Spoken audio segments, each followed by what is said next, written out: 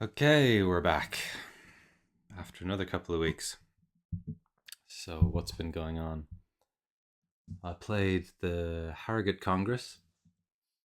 That was last weekend, and I've had a couple of league matches. In fact, I've just come back from losing to Simon Ansell. Um, that was York A versus Harrogate A. Um, Pretty good game. I got outplayed, but it was a long, tough game, and I had some chances maybe to hold a draw at the end, which I wasn't able to take. That was a pretty short time. Um, yeah, been lots of chess. I thought if I don't do the tournament recap now, I'm probably never going to do it. So um, I got 3 out of 5 in the Harrogate Congress. Harrogate Congress is part of the White Rose chess circuit, which I've mentioned before. So I should get the list right this time. So it's 6 tournaments around Yorkshire. Um, Leeds, York, Harrogate, Huddersfield, Ilkley, Bradford. That's not in the correct order, but Harrogate is the fifth. Final one is going to be. Sorry, Harrogate is the fourth. Then Huddersfield is going to be at the end of this month. Um, and then Ilkley, I think, is in June. Um, and basically, so there's a circuit, and whoever uh, scores the most points across a selection of 5 of the 6 tournaments gets a £500 prize. So there's minor, major, and open all have a separate £500 prize for the circuit. So I'm currently in the lead by a half a point. Uh, I'm not sure that that's realistic to keep because I've got to skip Huddersfield. Um, anyway, it's exciting. The tournaments are run by Andy Wainwright. So, as usual, this one was really well organized. Everything went really smoothly. Um, no problems at all. And Cedar Court Hotel was a really nice venue. It was a pretty good tournament. I can't really complain too much. I won 3 and I lost 2, and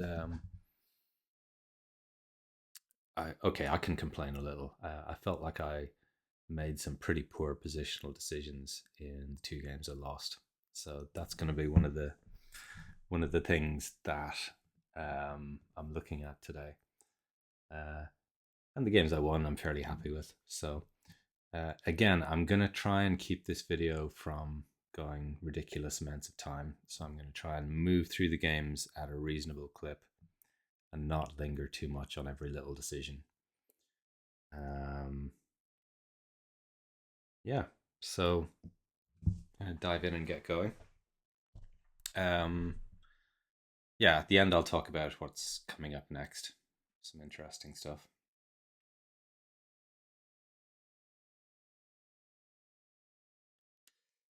So, right, without further ado, round one.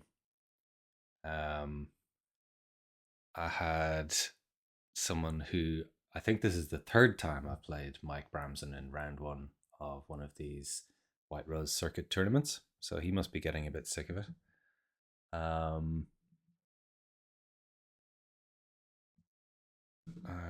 I was black, so let's flip this board.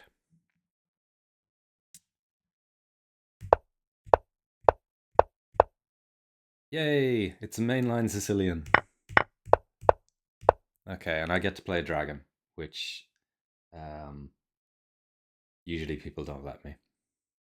Don't know why, because it's not like the dragon is some. I think there's some sort of superstitious fear. Probably once you get to a certain level where people really know the theory, then I'm going to get more dragons, and I'm going to find that I have to know more theory. But I think sort of sub 2200 level, people just can't be bothered with going deep into the theory of the dragon and the Najdorf, and they sort of avoid these openings. If they think that you're a good player who knows a lot of theory in your opening, they'll just avoid it. So I don't get it very often, or when I do, it's a sideline.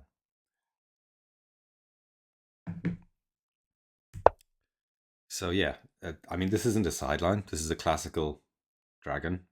Bishop e2 is very much a mainline move.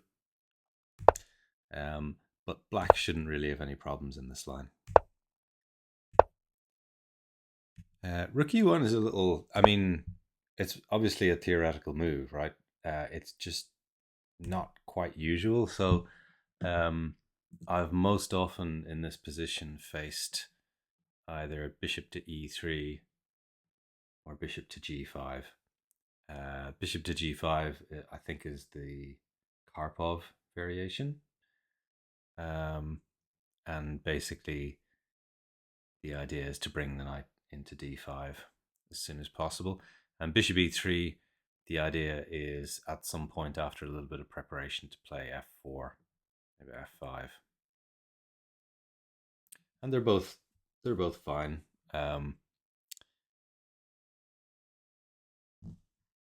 Rook e1 is also a main move. I'm not familiar with it. So knight c6 and bishop e3. Now, the way I understand the classical variation against the dragon is kind of a rule of thumb that when black plays knight c6, white will retreat his knight to b3. And the idea of this is to avoid the trade, which frees up black's position a little bit. And also, by retreating the knight to b3, the queen opens up on the d file, and this inhibits black's freeing move d5, which is one of his main ideas if white allows it. So the interesting thing about it here is that although when Mike played knight b3, I thought this was a small inaccuracy. Sorry, Mike did not play knight b3. Mike played bishop e3, and I thought this was an inaccuracy because it allows my next move. But in fact, it's the top engine move. So this must be an exception to the rules. Don't ask me why. So I just went with my rule of thumb that I learned in all variations of the classical dragon. So if we're allowed to go d5, we do. So that's what I did. Now, apparently, according to the engine, white should play e takes d5. I would have played knight takes. And then the best move here, knight takes, queen takes, bishop f3. And this is going to be slight advantage white. Whatever way we decide to try and hang on to the pawn, we can go b7.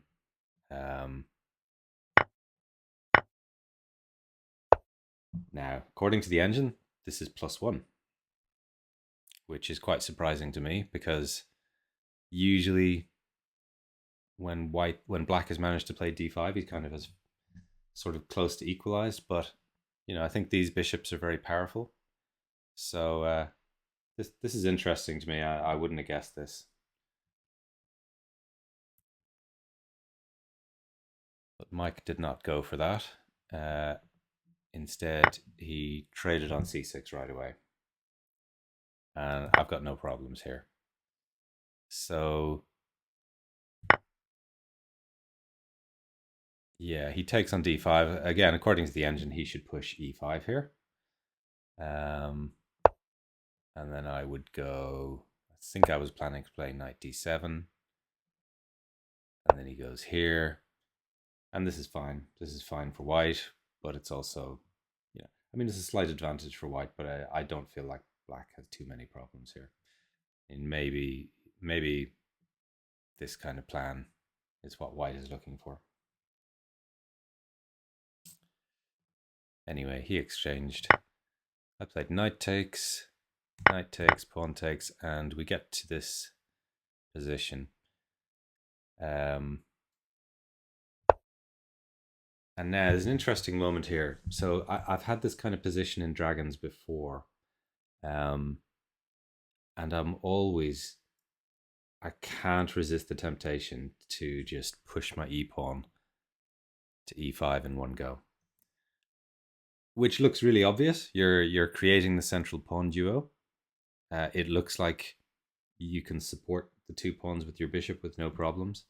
But it does give White some options for breaking up and potentially blockading your pawn. So as soon as you go e5, White's plan is going to be f4. He's going to try and arrange that and either provoke your pawn onwards, so he gets to control d file, or, just create some weaknesses. So it's a bit of a double-edged sword. You can also consider playing it much slowly with some pawn to e6. You know, basically plan on developing your pieces first, and when you're completely ready, push e5. So that's a slower and more conservative way to play it. So yeah, the top moves given by the engine here are bishop b7, a5, and e6, all of which makes sense. So I went for e5. I was not able to resist the temptation. But yeah, I think this is very slightly inaccurate. It's just a little bit over ambitious. So the position is equal, actually, but Black is playing it as if he's going for an advantage here. But it's interesting. So Queen d2, bishop e6. This all felt normal. Yeah.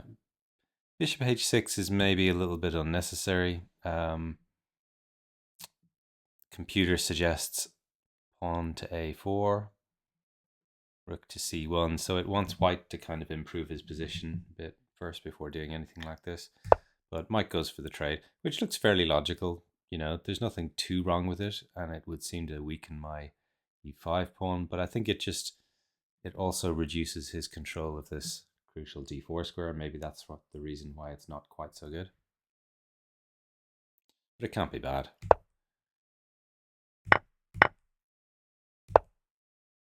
a4 makes sense. We go on a long time like this, by the way. Mike plays very well, and the game stays within the bounds of equality for quite a few moves.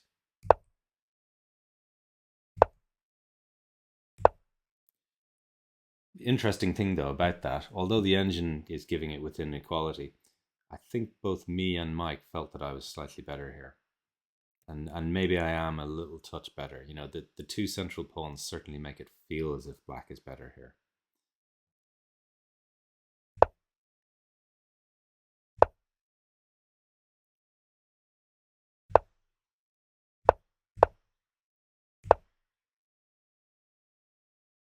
So all these moves make sense.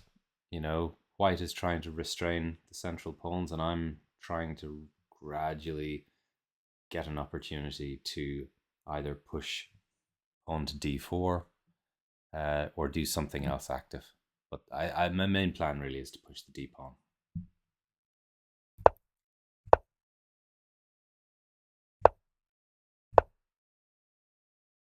So again, we have these kinds of ideas in the air. Also, I'm incidentally threatening the a pawn here. So Mike decides it's time for pawn to f4, and this is in fact the top engine move, so this is correct. And it really forces me to play d4 here.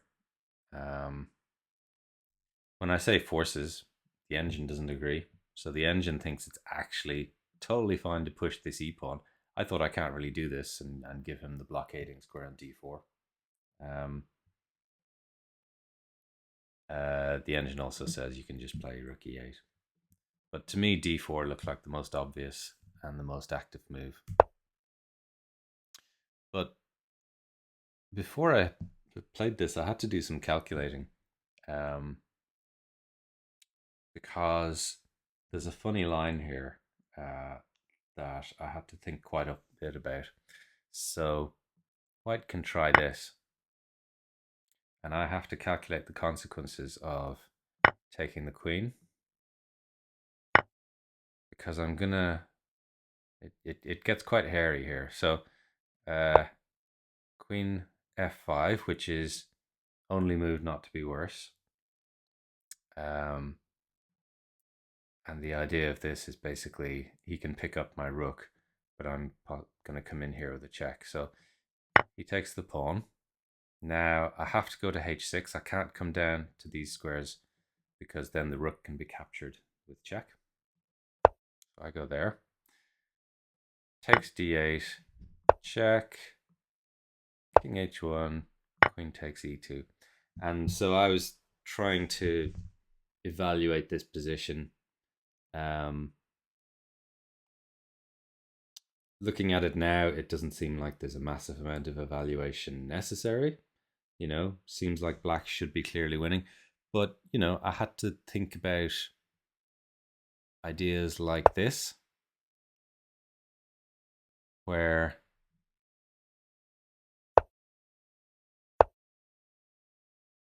I'm going to queen. Yeah, I mean, this is clearly winning. Maybe one of, yeah, I think what I was calculating was if the king goes to h2 here, queen takes e2. Yeah, and then, so I don't get a check. So I was looking at lines like this. There. Yeah, and then here. And now, if black queens, White's going to sack the rook for it. So queen takes f7, and this pawn is going to queen. And this is actually only a draw. I have to take perpetual here. But if we go back to this position, I've got better squares for the queen. So the engine points out two moves that win here. This is the most obvious one because it protects the bishop. So here, White is lost. And it's fairly obvious to see that the queen and the bishop are worth more than the two rooks, and White can't force the f-pawn through. So if he tries something like this, basically he's got no time because I've got this threat here. I'm going to be queening and everything's too slow. So this all had to be calculated before I played d4. Mike didn't see any of this, so he probably was wondering what I was thinking about. So anyway, none of that happened. He played c takes d4, e takes d4. Yeah, and now I'm solidly better. That d pawn is going to completely cramp White's game, and now my bishop is not restricted by pawn on d5, so this bishop is good. My king's a little bit weak, but then, so is his. So it's not winning yet, but definitely you want to play black in this position rather than white. So I'm going to turn arrows off actually here because they're a little bit annoying. How do I do that? Move annotations.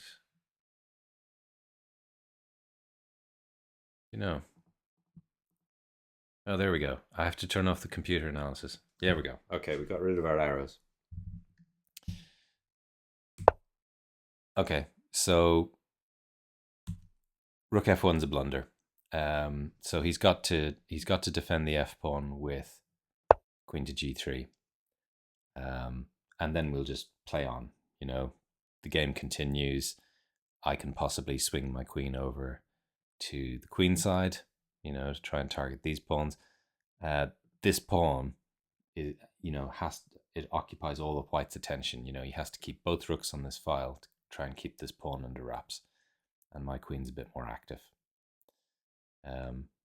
But, white can still defend here. But Mike plays rook f1, and this allows d3. And once the pawn gets here, I think white is lost. So we get a few more moves. And yeah, I'm coming in, so I've won a pawn now.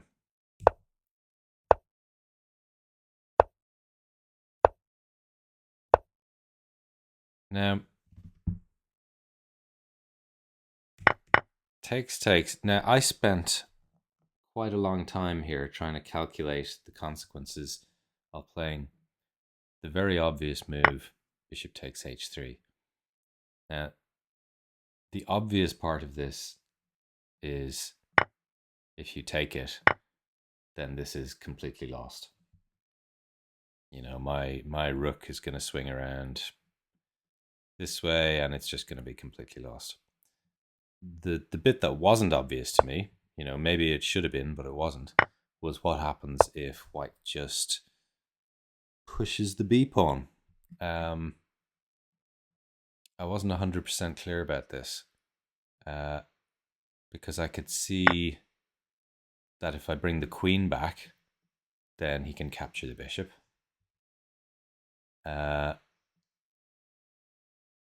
If I take with the rook, he can capture here. But the engine says this is...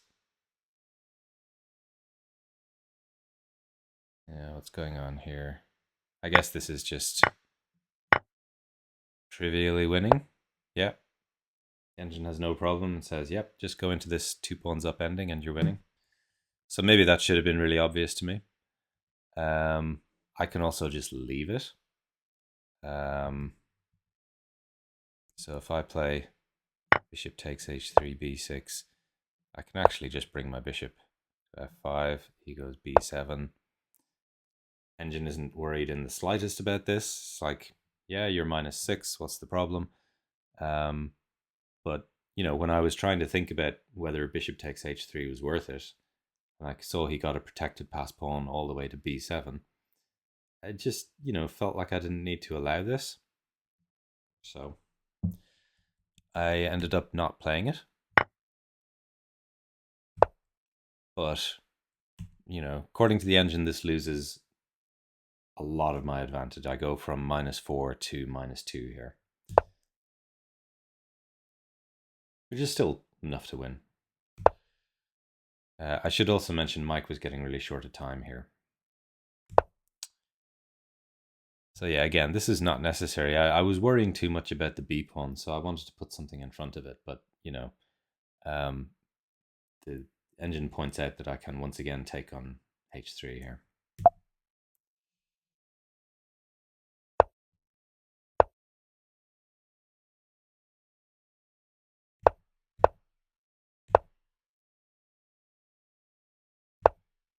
I'm going to go through the rest of these moves fairly quickly, because this is all happening in time trouble. And basically what happens is eventually Mike makes a slip. So the queen is kind of hanging here, and now there's a tactic. So now I could see that bishop takes h3 is winning. So we get takes h3, rook f3, and we take on g2 with check. Rook takes, rook h4 check, rook h2 is forced, take, and then the game ended. I basically picked up the loose queen on c5 here, at which Mike kind of went, it was like, how did that happen? It was the discovered attack. Rook check, discovering the attack on the queen on c5. So he just missed this in time trouble. So it was a pretty decent quality game, actually. Yeah, nothing too bad there. I think that position was quite difficult for white to defend. So yeah, I'm happy enough with that. Right.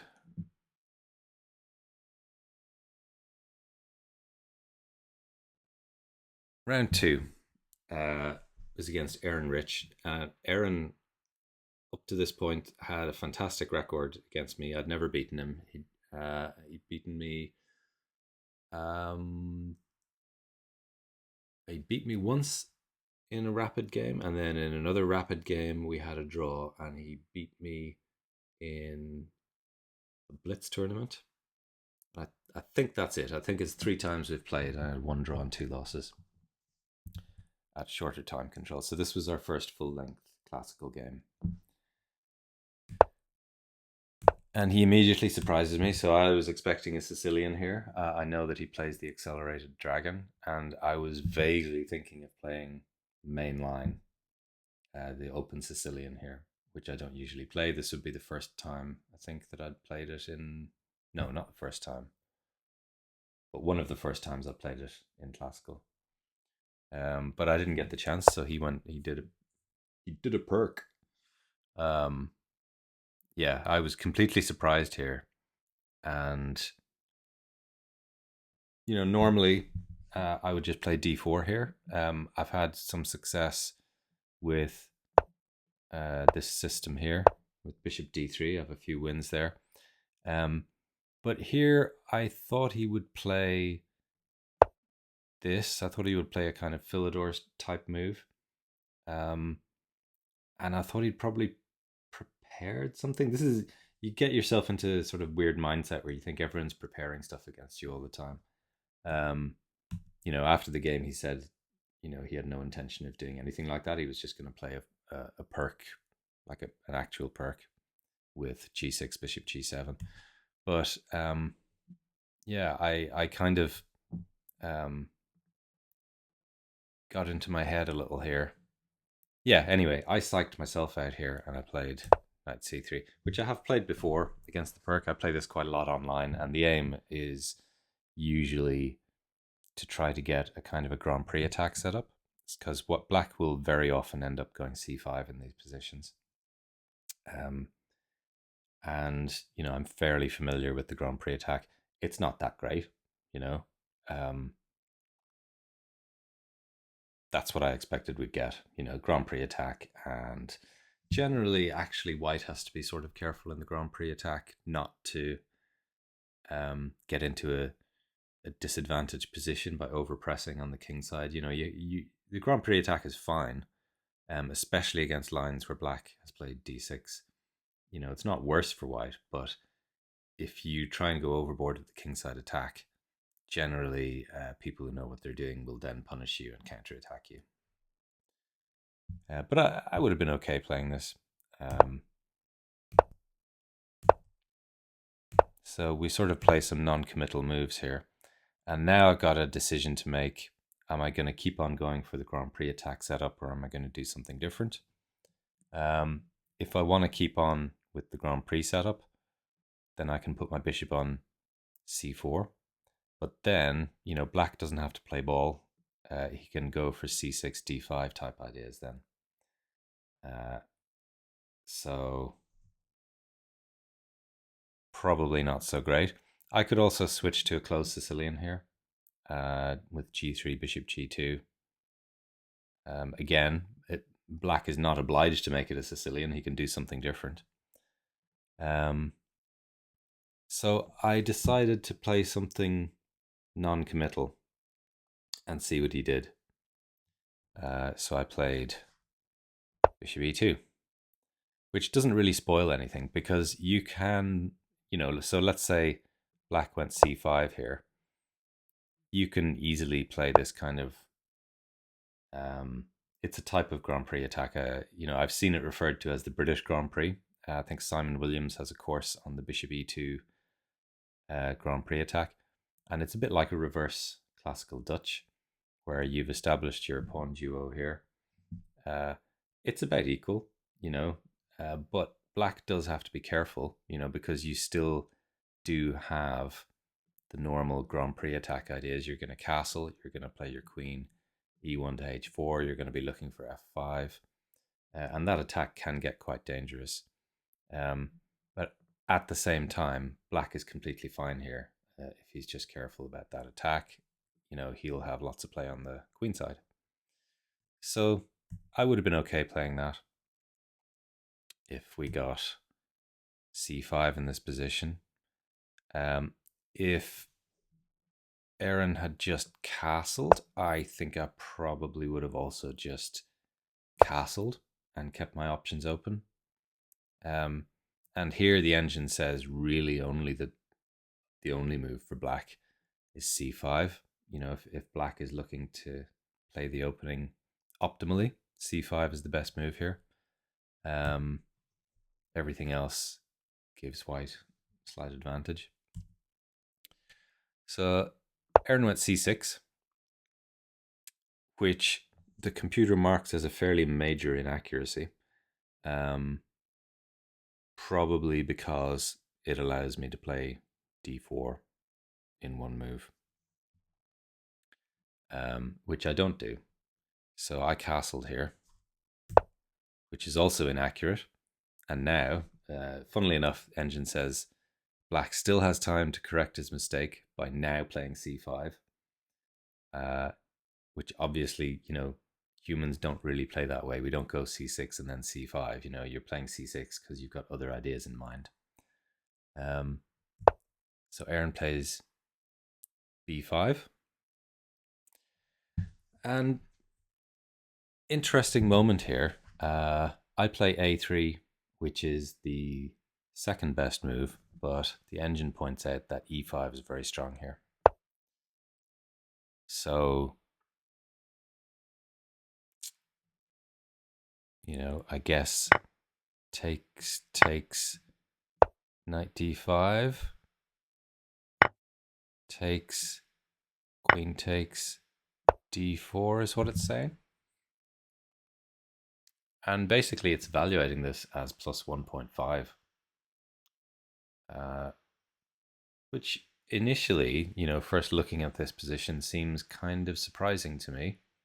It doesn't look like there's anything too wrong with black's position. I think maybe the point is simply that this bishop is bad. White has more space and his pieces have more freedom. But, if you'd asked me, if you put this position in front of me and asked me to evaluate it, I definitely wouldn't guess it was plus 1.5. I probably would have said white has a slight advantage.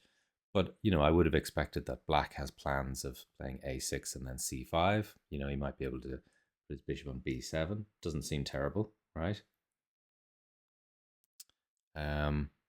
One of the points, I think, is that after a few normal moves, so let's say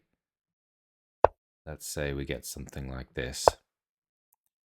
One of the very strong ideas the engine points out for white is knight g5. And we're going to follow this up with bishop f3. And it looks like what is happening is white's pieces are going to come into the center and they're going to control all the important squares, and black is not going to get this harmonious setup. So maybe that's the reason why.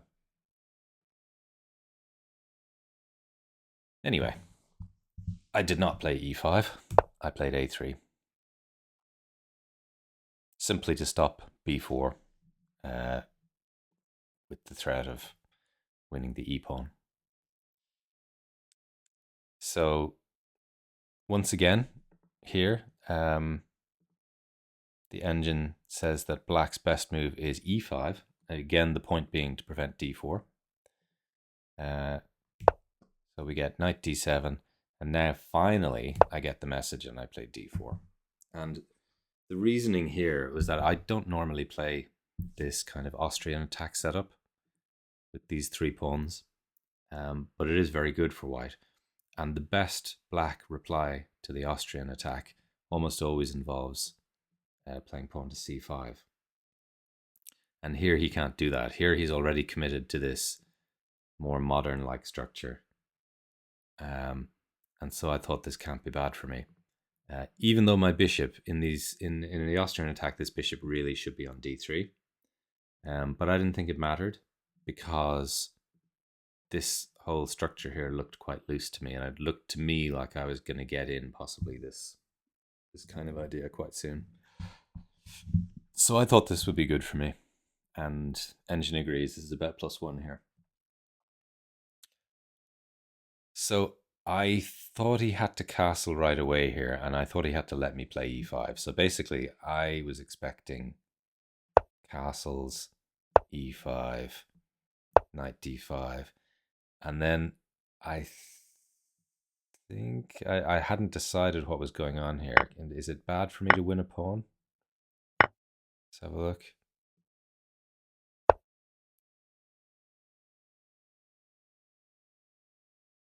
It doesn't look terrible for me to win a pawn here. I mean, I guess he's got threats of capturing here, so I guess I'd have to play this. So, I mean, I'm just a solid pawn up here, but black does have the two bishops, so maybe this is not the absolute best I can get from the position.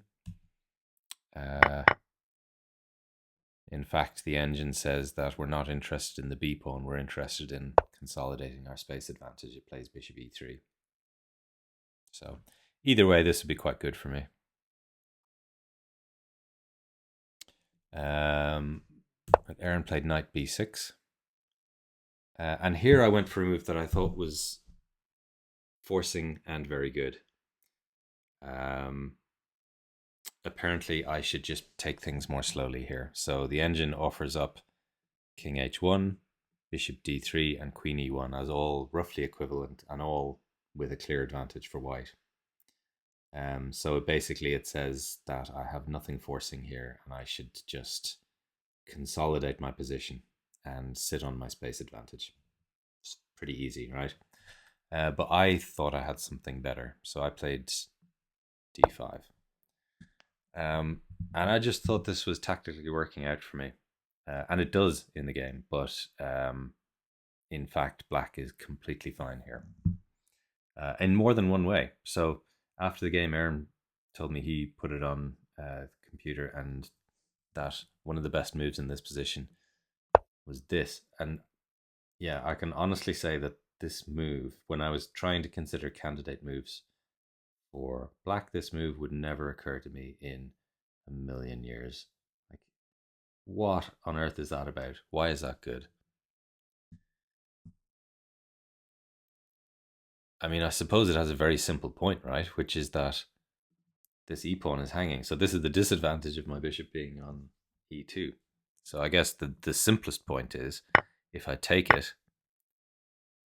and take on d6, let's say, that he's just got knight takes e4. And he's won a central pawn. And not only that, but he's threatening this queen b6 check idea. So this is good for black. And if I don't take it, I've still got problems with my e-pawn. In fact, I really have to take it. And then in this position, I have to find something, and there isn't really very much. So, really simple when you see it, but a very hard move, I think, to spot over the board, unless you know to play knight a4 in this position.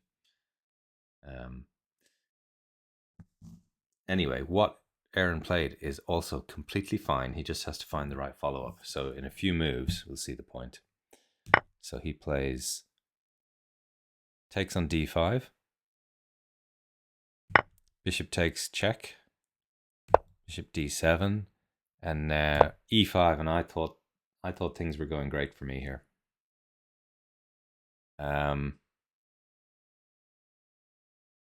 And I was trying to calculate the consequences here of knight e4 takes, queen takes, knight takes d5. So I was trying to evaluate this position. And I thought this was the best that black could do. But in fact, so Aaron does take on e5, which is correct. I thought this was a mistake to open the f file, but this is correct. I play f takes e5, and now only one move is good for black here and gives him a slight advantage. Every other move is winning for white. So if he takes on b5, I take here. All right, so that's easy. I'm winning a piece, I think, after, well, I'm winning something after the dust settles. So takes, takes, takes, takes rook g8, and then queen takes f1. So I've got two pieces for a rook here, but you know, I've got lots of activity and black isn't going to be able to castle safely. So that was easy enough to see. Knight h5. Guess we've got g4. Does that win? Almost every move is good for white here. We can also just take the bishop. I don't remember if I looked at knight g8, but basically the move you have to play here is knight e4. And the difference here is that since black has traded on e5, now this line, bishop takes d7 check, queen takes d7, we can't capture the pawn on d5. It's now defended. So that's the point. So instead, we have to take on e4. And I think we're going to end up, let's see what happens here. Knight takes. Gosh, there's some engine stuff going on here. So we have to throw the pawn like this. Takes, king takes, rook f3. Right. And we get to this position. Material is equal. And the engine gives black a slight advantage. Probably based on the fact that these rooks are going to come in and there is going to be significant pressure on white's queen side here.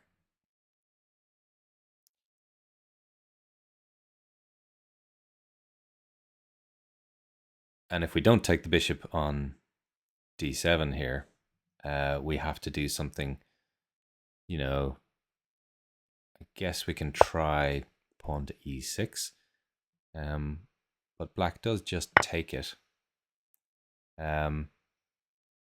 And it just turns out that we don't have much here.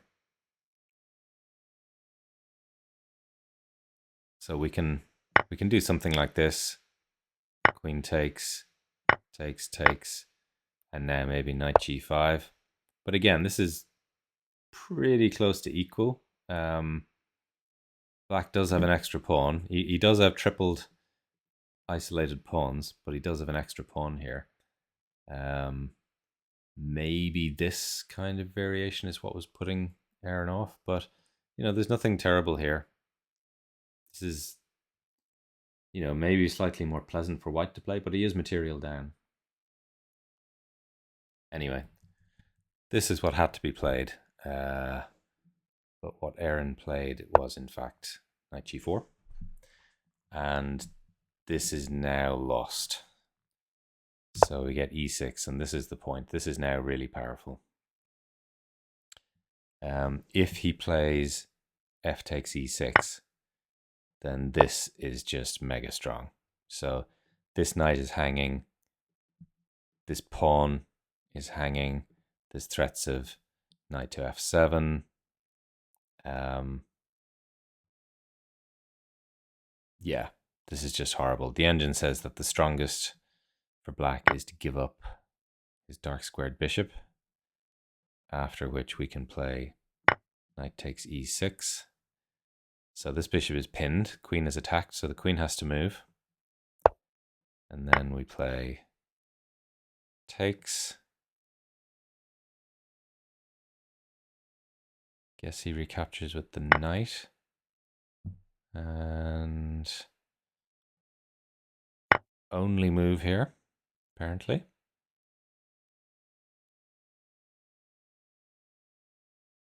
And interesting. So he can go here. This might not be completely clear to evaluate at the board because material is still equal, but this is +3 for white. I guess this is one of those things where you would get to this position and we would both be thinking, and we'd probably both realize after about 10 minutes thought that white is winning.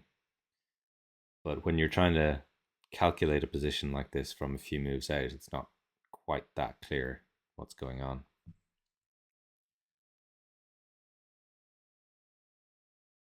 Anyway, Aaron took the bishop.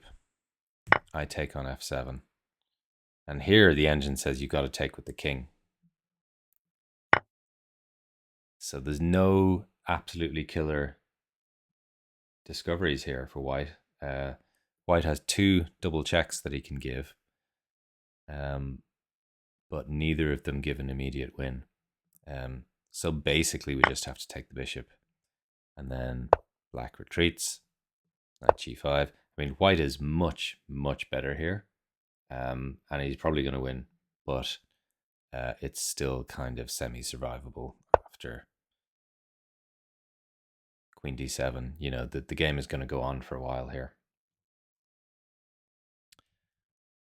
But Aaron quite naturally doesn't want to walk into these double checks.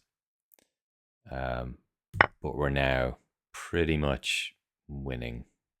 And the point is really that this pawn on f7 is actually really powerful. It creates all sorts of mating motifs. You know, if we can plant a knight on e6, that'll be checkmate in this position. So, yeah, a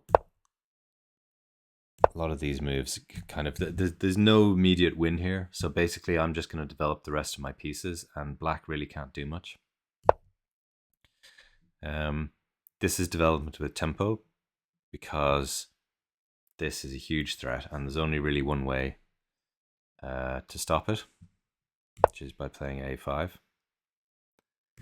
h3, we get rid of that knight, which actually can't really go anywhere. If he goes back here, we can take there, and this is completely busted. And the same if he goes back to f6, we're just going to capture on e5. So e4 seems like the only way to resist. Rook takes, knight c4, rook e1. Now I'm threatening this, which will be checkmate after rook takes and pawn takes, making a queen with checkmate. Discovered check from the rook. So knight e5. And now we're just, yeah, there's no defense here. So king takes, picks up the knight on b5, but we're now mating. So queen check, and he goes king f8, so we get mate slightly quicker this way. But if he goes to g8, I was just planning bishop h6, and there's no defense here, so he can play queen takes b2 to stop the mate there. But there's basically everything is mating for White here.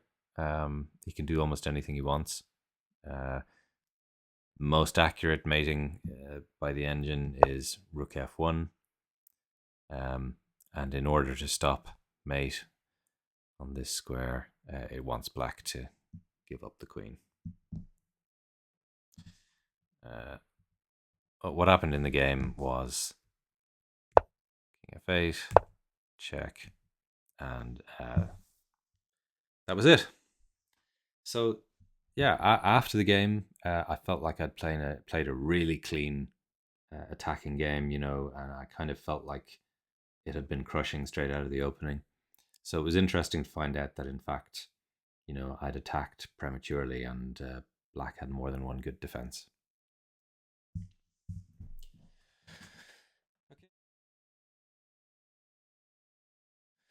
Okay, round 3. And I was black. So here, black against Matty. So Matty and I both play for Harrogate Chess Club. We've played each other several times. We've got one win each in Rapid. We've got a couple of wins each in Blitz, and I was 1-0 up against him in Classical. So we'd only played one Classical game, which I won.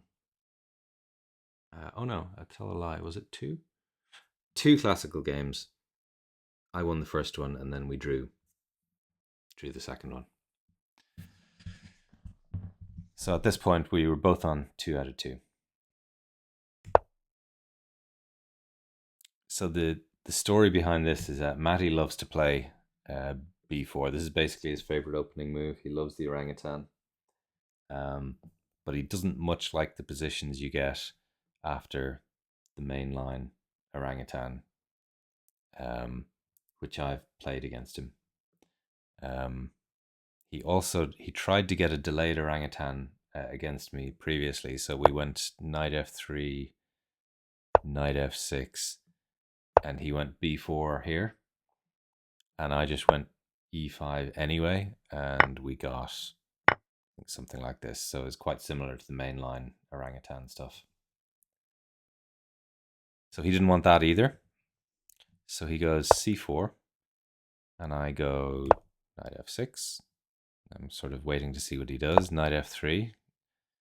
And it's decision time for me what kind of structure I want. So, I go g6 because I'm expecting either an English with g3 or maybe transposition into d4. So now I'm hit with the double delayed orangutan. So yeah, we both kind of laughed at this point. I mean, the funny thing is, like, it looks like the most ridiculous move. It's actually the fourth move of the engine here. It's perfectly fine. It's even quite good. It's just most people don't play this way. But there's nothing wrong with it. And in a lot of King's Indian type lines, b4 is a very useful move. It can support this, allows this bishop to come here. So yeah, it's an interesting way to play. I decided to kick it right away, which is not like it. It's okay, I mean, the engine wants you to put the bishop on g7 first, so bishop g7, bishop b2, and here the engine wants to kick it. I don't really see the difference. I don't see why this is any different to what we got in the game. So anyway, a5. He plays b5. b7, bishop b2. So I thought this must be okay for me, because so the longer term thinking here is that I'm carving out this square here, and I'm expecting some kind of King's Indian type structure. I'm expecting white to eventually go d4, and my plan will be to play d6 and e5, to trade the pawn on d4 and create a permanent outpost on c5 where my knight can get to. So that's like the strategic idea. And so his counter to this idea is he wants to play d4, and if I capture on d4, he's going to recapture with a pawn. So this is his plan to not give me an outpost on c5. The downside of this move is it's just less ambitious, so it takes up less space. This is a more solid option for white.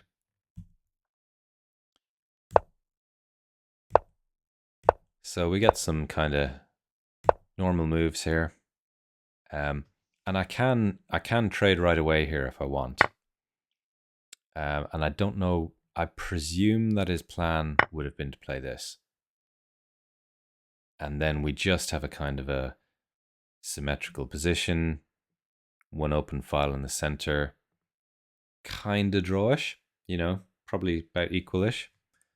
He might have decided to do something a bit more unbalanced here, and then I probably would have just headed straight to occupy this outpost, and we would have got something like this.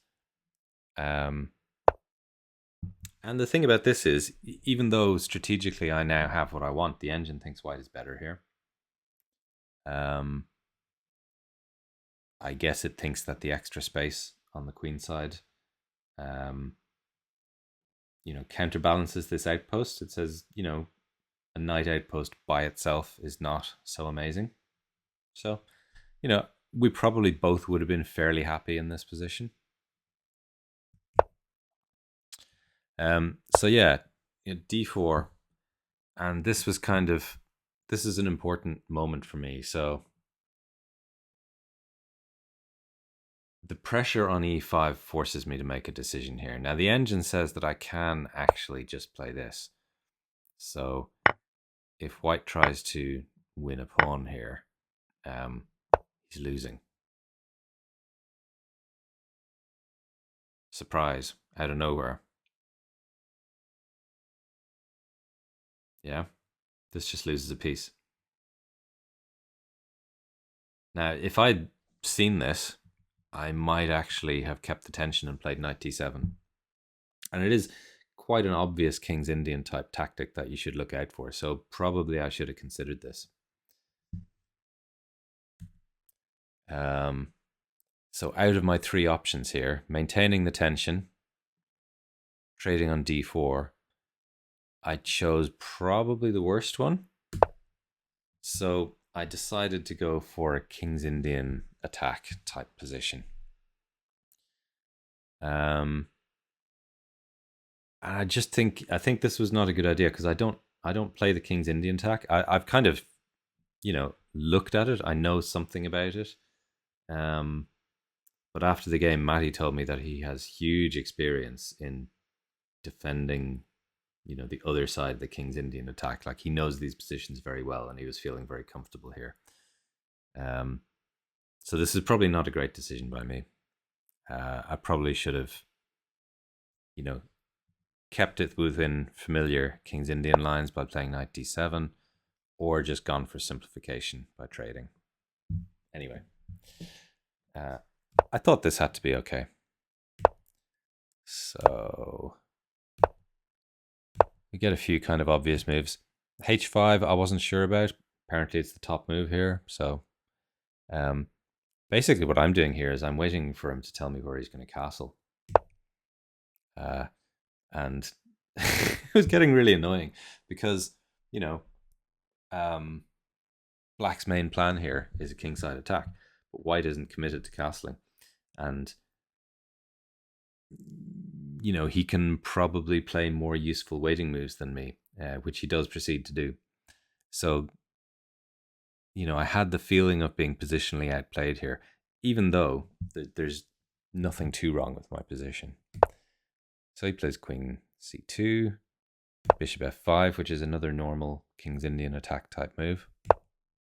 a4, knight d7, knight b3, and now I got to do something. So I can keep waiting, I can play queen e7 here. I thought about playing h4. This probably can't be bad, but I thought after h4, h3, he's still not committed to where he's going to castle. And I have detached this pawn from the pawn chain, and I just kind of didn't want to commit to that just yet. But, that's an idea. What I end up doing, I thought after the game was a strategic mistake. In fact, it's the best move. I mean, I'm trying to force a clarification of the position here.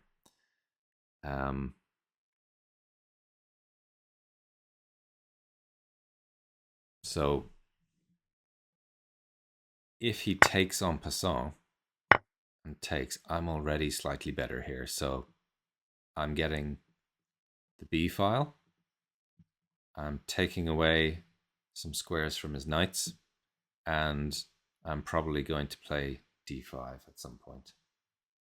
So that's the obvious first part. Second part is if he captures on c5 in this type of position, I'm also better. Basically, I think because the queen side can be locked up now, and I've got some very nice squares. The e5 square is very nice for me. If he plays d5, then I thought this has got to be good for me, I probably would have played this. and I would have been feeling comfortable here. So he keeps the tension, but he does have to decide now where to put his king. So he castles queenside, and the engine actually says this is a mistake. Well, an inaccuracy, I guess we could call it. So I now have the advantage, which is funny because I didn't feel like I had the advantage here. So according to the engine, I should just take here. And it now that I'm looking at it, it seems pretty obvious, right? So pawn takes. Now he can't play this because, well, number one, I've got e3, discovered attack on the queen. But apparently this is also very, very strong. So basically he's got to recapture with the knight. And now that this is the point, you know, I've got these beautiful squares for my knight. My rook is going to be coming in on c8. White is potentially going to have some problems here. Top engine move, funnily enough, is this, which is really bizarre. I don't know what the idea of that is. Why would you want to put the rook there? What is that move? Let's put that back and forget about it. Another move it throws up as being about equivalent is this. This is a little bit more understandable, you know. You're trying to trade this bishop off because this pawn is a huge weakness. If we can get rid of the light squared bishop, this pawn is just going to fall. And therefore, white really has to play this.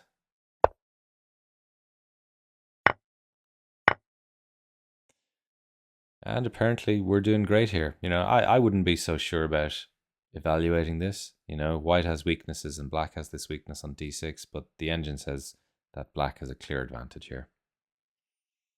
I suppose white is just always going to have an insecure king. You know, we're going to have a lot of play on the queen side.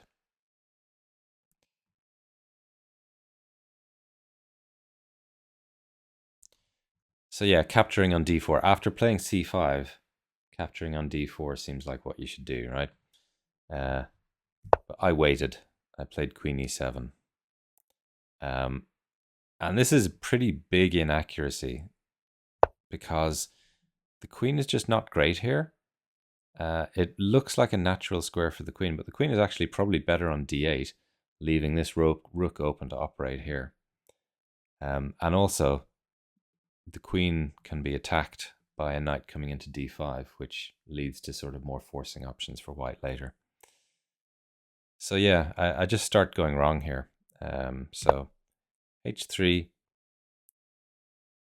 Now I capture, but it's too late. I mean, I'm still okay here, but I'm not getting an advantage, really.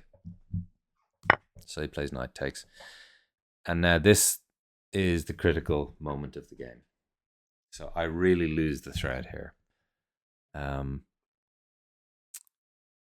best move here is just really simple. So I just play back to there. White will take, I take. And my plan is quite simple. I'm going to gang up on this pawn. You know, I'm going to play rook to c8. And this knight is either going to go to b6 or e5. And we're going to target this c pawn. And in the meantime, I guess white is going to double his rooks on the d file. Position here is equal, balanced. And I really don't know why I didn't think of doing that. But what happened is I completely underestimated the problems I was going to have by allowing my pawn structure to be broken. So that's why this whole recap is called positional mistakes. And this game heading is crimes against pawn structures or crimes, something like that. Pawn structure crimes. And that's because the trouble I have later in this game from this broken pawn structure is just awful. You know, like the regret I felt about allowing white to capture the bishop on f5 here. Like every time I couldn't play some move because I was going to have a lost endgame because of all my weak pawns, I was just cursing this decision. So, these decisions can't be taken back. Look after your pawns. So yeah, I played knight e5 here. And it is quite a common thing that I do. So if I see some dynamic chances for myself, I will underestimate something like a broken pawn structure, whereas, the way a different type of player thinks is, okay, black gets some dynamic chances here, but I think with accurate play, I can defuse the dynamic chances, and then the long-term pawn structure weakness is going to tell. And this was one of those games where the structure was more important. So there we go. So knight takes, pawn takes, and actually white can just go g4 straight away here, and it's apparently incredibly dangerous. But Matty saw just a simpler way of playing. So rook takes, rook c8, rook d1. Now apparently this has all been slightly inaccurate. So apparently knight d5 is inaccurate enough to bring us back close to equality. Not full equality, but I'm apparently starting to be semi-okay here again. In this position, king b1 is apparently strong. There's g4, which I said already. Also rook d4 to just double the rooks straight away on the d file.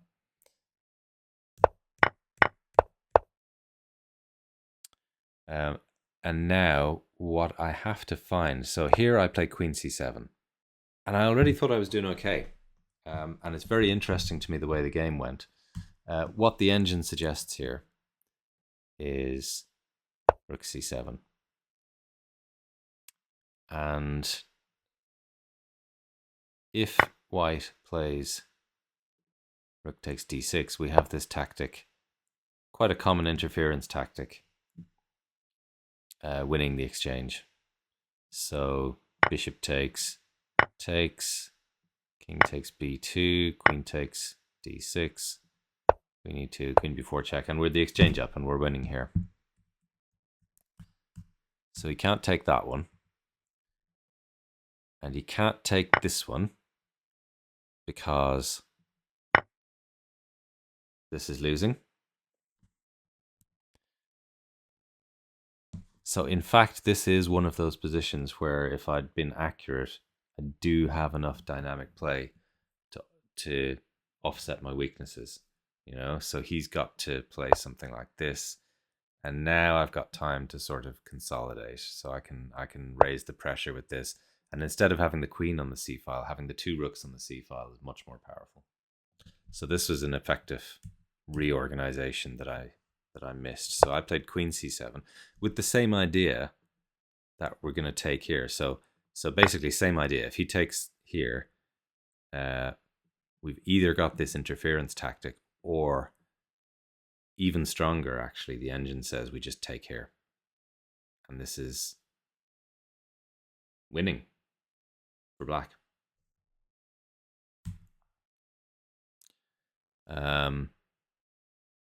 And this is no good because we get this kind of idea. And now we have this fantastic move. Knight takes e3, queen takes, rook check, and then king b1, knight takes d5, and whatever happens now, we end up an exchange up. So bishop d4, knight c3 check, takes, and again, this is winning.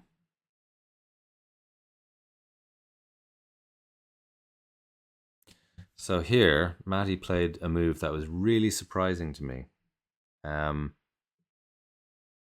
very concrete positional move, which the engine is not particularly impressed by. So the engine says c5 is the only move for a white advantage here. I'm not sure either of us considered this move.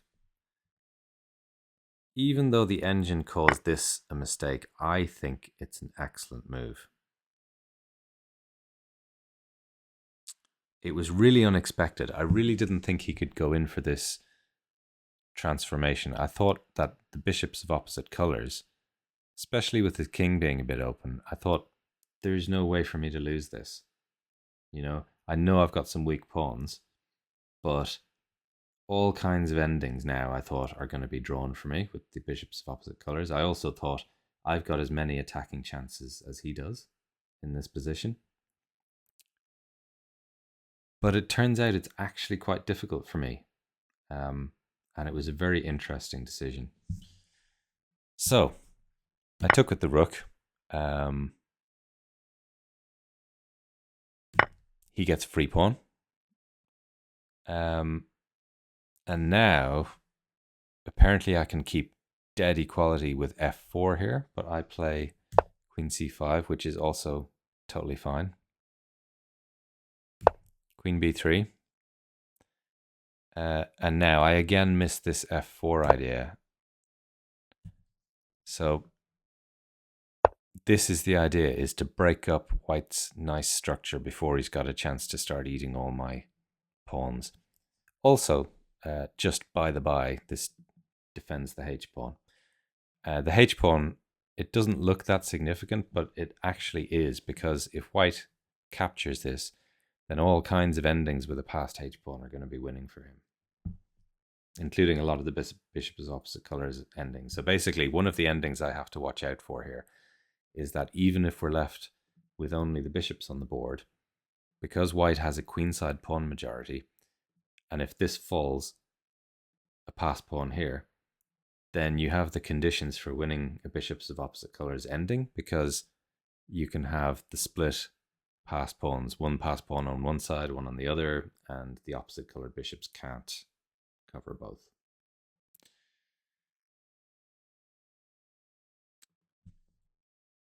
So yeah, so I don't find the best move. I don't find f4.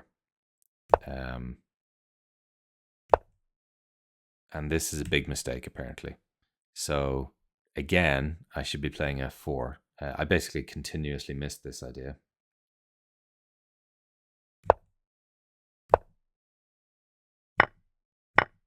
Trading is a mistake. Once again, engine says play f4. I think I didn't really realize how critical my position was.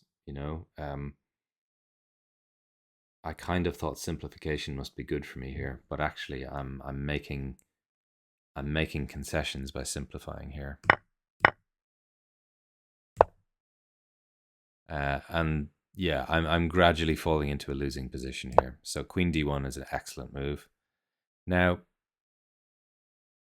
here Matty is very, very accurate. I'm actually really impressed by all of his play from this point on. I feel like he really gives me almost no chances and accurately evaluates all the perpetual tricks and everything. So I go back to c5, and I am expecting that he might have to repeat here, because I thought, well, he can't let me come into b4 check. But he's very accurate about it. So queen d4, queen b4 check, queen b2. And now it seems like I'm going to be forced to trade on b2 because of the attack on my rook. But in fact, I do find a very interesting tactical possibility here. And I was still feeling fine about the position, by the way. Once I saw this, I still thought I was going to get away with it. So I play queen e1 check. And I thought that his plan was to do this, when I would go queen takes f2, queen takes e5, queen takes e2. And I thought I had enough play here. So he can go rook d8. But I've now got a lot of checks. And the engine agrees. The engine says this is a draw. So I've got enough checks here to both threaten a perpetual and also potentially, you know, if I can win this e-pawn with check, I might even start creating threats of advancing the e-pawn. But White has two better moves. So first of all, he can play king a2 here, which is actually directly winning. So I can still play queen takes f2 with the plan that if he takes on e5, I take on e2 with check with the same kind of position. But in fact, he can just take on h5 here, and now he's threatening f7 with check. And I'm now forced to trade the queens. And I'm now forced to also offer a rook trade. And I guess the bishops of opposite colors ending is still drawn here. I wouldn't be completely 100% sure of that, but the engine doesn't want to trade the rooks. The engine says, no, we go back here. And he just picks up the f5 pawn. So this would have been winning. But Matty plays this move, which also sets me lots of problems. Apparently here I've got only one good move, which is rook e6. What's the idea? Why am I giving up the b pawn? Let's have a look. Ah, that's why. Okay, completely winning. Yeah. Sorry, I'm being completely blind, and I forgot that the rook is actually defending the bishop. So I guess point is now we'll get this. Yeah, and in this position, the rook is much better on e6 than it is on e7. So what I played was rook e7, which forces the bishop onto this really good square. And the reason I did it is because I thought bishop g7 here was good. But Matty just plays it really simple, so he had seen all this in advance. My bishop is no use here without the support of the queen, and he saw that he could just herd my queen away. So probably the best I have here is just to trade the queens. But this ending is now losing. So if I go h4 here, he can just come down with check. And, you know, the simplest is probably this. And I've just got too many problems here. His rook dominates the open file. He's going to create a pass pawn here. And I've still got these pawn weaknesses, which his bishop can eventually come in and start attacking. So this was probably still the best I could do, but I tried to keep the queens on. So I played queen f1. He chases my queen a little more. And now, yeah, now I have to trade. So if I continue to run, he can now play this. Yeah, and he's going to win this. And I'm just busted here. So I've got no attack. You know, if I go here, this is the key thing is that I missed before we had the possibility of this position. Is I thought that after queen takes f2, the mate threat on b2 would give me counterplay, but in fact he's mating here, so he just goes rook d8 check, bishop f8, and yeah, death. In fact, there's several mates here. He can also just play queen g5 check. Yeah. So yeah, we got here, and I realized that I have to trade the queens. And I'm going to skip through the rest of it because this ending is now completely lost, and Matty doesn't give me any more chances. So he's picking up all the weak pawns now. I do get this little annoying kind of series of checks where I get a couple of pawns back. you know, I stopped recording here because of time trouble, but essentially, I'm 3 pawns down, and there's nothing to do here. The bishops of opposite colors don't help at all. It's completely lost, and yeah, Matty proceeded to win it. So I thought it was a really good game by him. Um, regardless of the engine pointing out mistakes by both of us, the way the game felt was I felt like I made one really bad positional mistake, and that after that, uh, he very accurately suppressed my counterplay, um, and just got the win. I was impressed by the decision to go into the bishops of opposite colors position and trade on e5. I think that would have been hard for me to play. I wouldn't have been sure that I had any advantage there. Not enough to win anyway. So yeah, very interesting. Good game by Matty.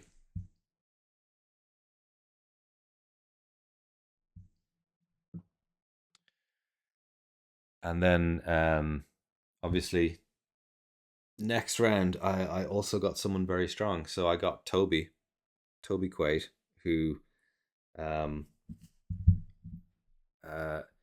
is a really strong junior player, who I've got a really good score against, which is kind of like a little unfair. Not really reflective of like our comparative strength. Two of those wins have been he's just blundered, towards the end of the game. But having said that, up to this point, Toby had never beaten me in classical chess. We'd had a draw or two, but he'd never won. And this is quite a crushing win. So yeah, I was psyched out again. I was expecting d6. Toby's been playing a lot of Philidor recently, so I was expecting that we were going to get something like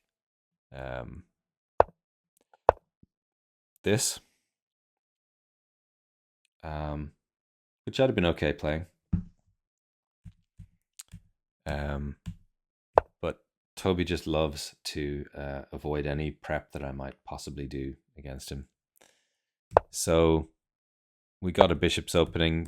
When I've been surprised in the opening, I'm going to fall back usually on what I know. So I know the bishop's opening. So yeah, here I thought we were going to get a mainline bishop's opening with d5. But instead he goes for this kind of, again, closed Philidor type setup. And actually this is, third choice of the engine in this position. Top move is d5, which is the main line. Engine also likes queen c7, defending the e-pawn. And bishop e7. Perfectly fine here. Very obvious trap. Just to note is that I cannot take on e5 because of queen a5 check, picking up the knight. So we get quite a few kind of normal looking Philidor types, Spanish type moves. Just a quick comment here is instead of playing c3, I could have gone a4 here, just to claim some space on the queen side. Probably should have. Best move for black, I guess he can play a5. I guess he can just develop with knight d7. But this, a4 is a pretty standard move here. It's not bad to play c3. It just allows black to gain a bit of space on the queen side, and this is significant later. So, even though the engine says this is fine, I feel like a4 would have been better. So I play it now, but by now black has already established a space advantage on the queen side. and d4. So, you know, the point of this move is if I don't do that, then knight c5 is going to be quite strong. So now we basically have a kind of a Spanish with a couple of small differences. So one difference is that I guess this is maybe it's a little bit like an accelerated Breyer variation.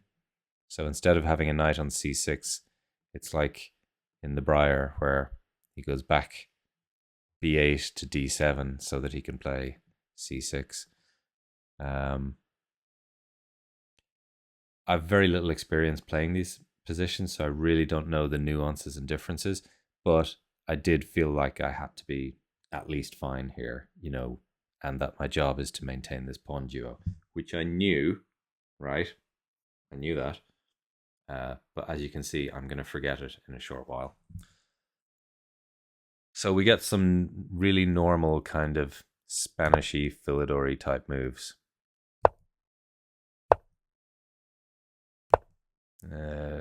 Knight f1. Now maybe I should be doing something else here. Possibly I should be taking on b5 straight away. But I'm not going to comment too much on every individual move because I don't think it makes a massive difference here until it's crunch time. So knight g3 can't be bad. Queen c7. So the idea of black's setup is that if I do go knight f5 here,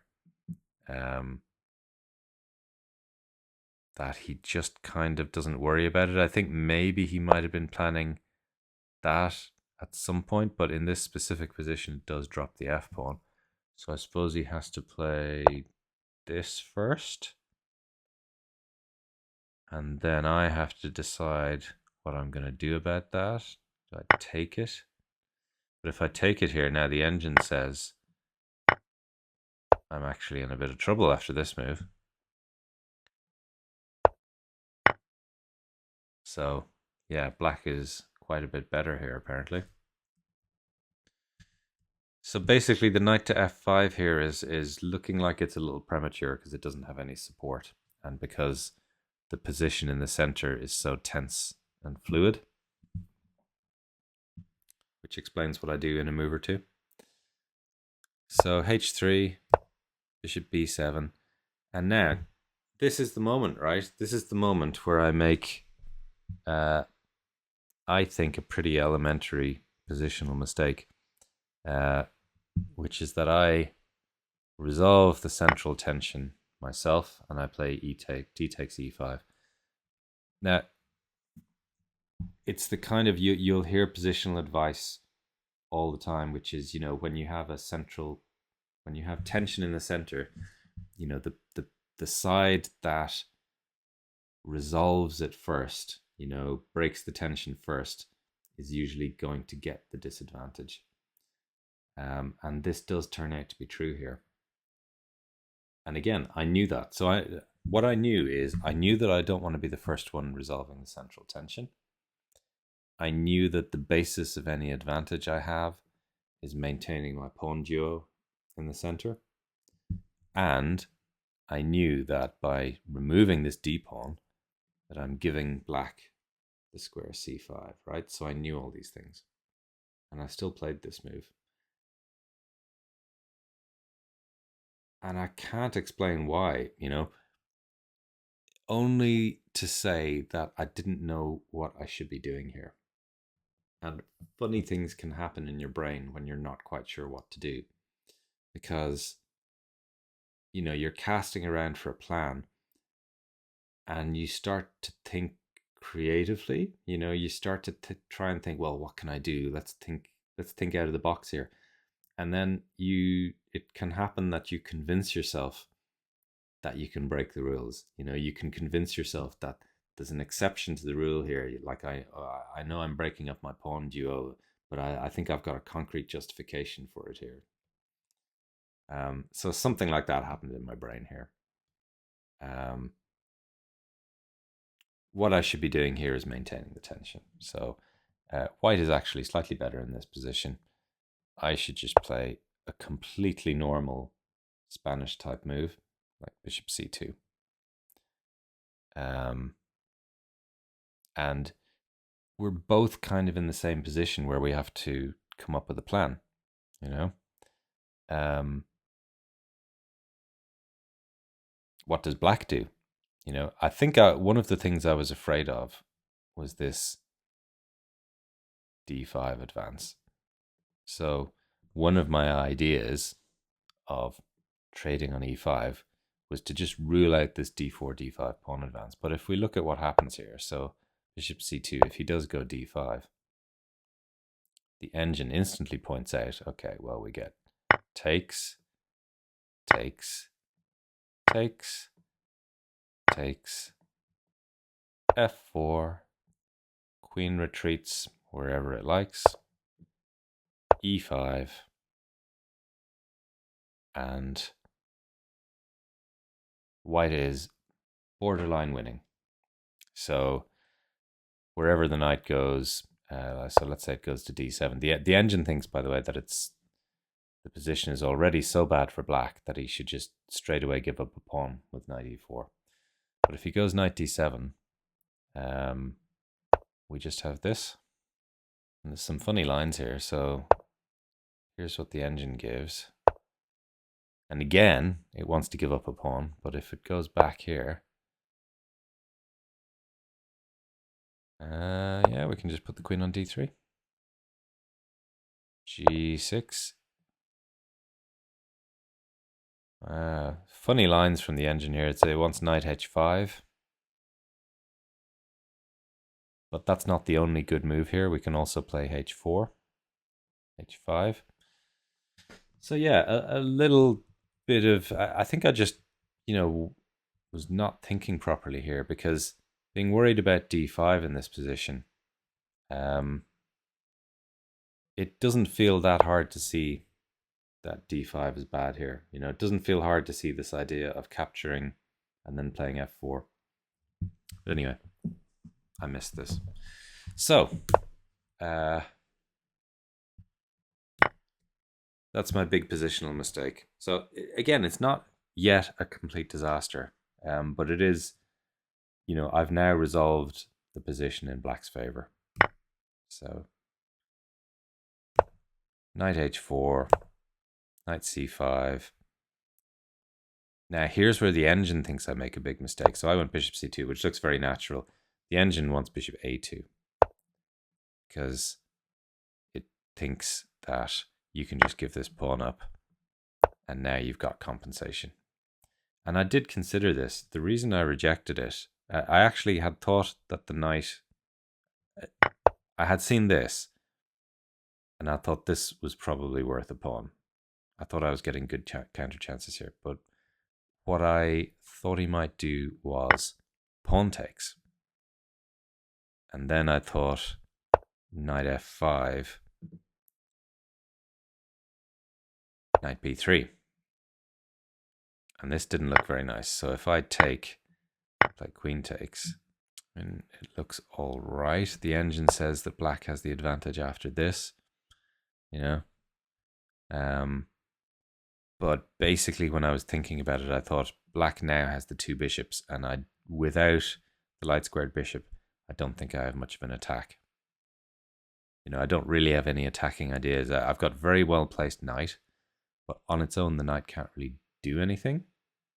And this knight, the two knights are really competing for the same really nice outpost here. So this knight is now kind of a bit useless and is going to have to be repositioned.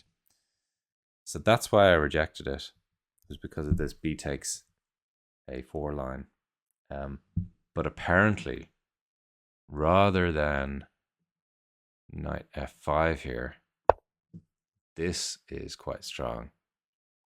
So the engine throws up this line. So we go takes, takes. And now I capture on f8 first. And then, well, I'm going to show you the rook takes f8, queen takes b3. And I'm fine here. Now the difference is I have one knight looking for this outpost. So I'm actually doing all right here. The engine points out a very funny line here. So after knight takes f8, it just plays a4. Because this knight can't go anywhere. And this, it says, is tiny advantage black.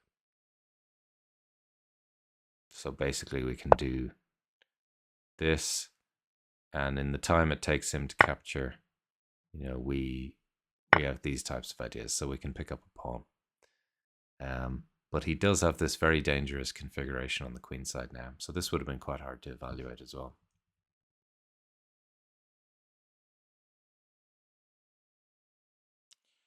Yeah, so for that reason, I rejected bishop a2, but objectively speaking, after bishop c2, I'm now considerably worse. So g6, this move kills both my knights. That's the problem. Both of these knights are now out of work. They both want this square, and neither of them can have it. And this knight is hanging over here, and in some variations, I can't defend it. So this was quite a pain later on as well. So from this point on, basically, Toby makes almost no mistakes. I go for this mistaken sequence over here. So essentially, I'm just giving up a pawn here.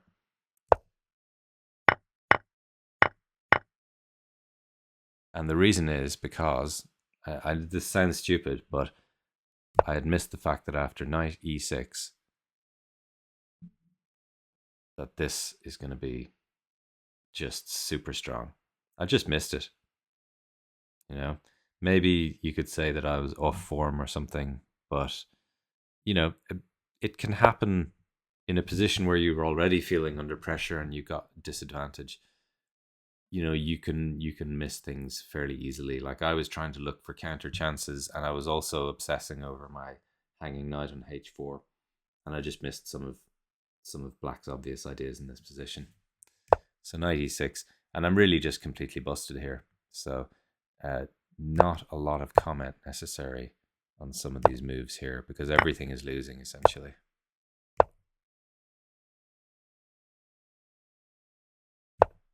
Yeah, bishop e3, knight f3, bringing the knight back is slightly better here, but it doesn't really make very much difference. Knight e6, yeah, I thought this was a very good move. Apparently b4 is even stronger. g4, yeah, push the pawn.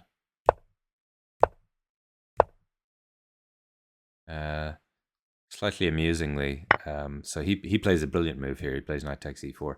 He said after the game that he hadn't actually realized that the bishop was on d3, so he hadn't even had to calculate that the rook was pinned to the queen. He just neither of those things entered his consciousness at all. But he plays excellent move here. So knight takes e4, and basically the point is, I can't capture everything on e4 because at the end, well, I'll show you. So bishop takes, and now I can't capture here because of takes, knight check, and completely winning.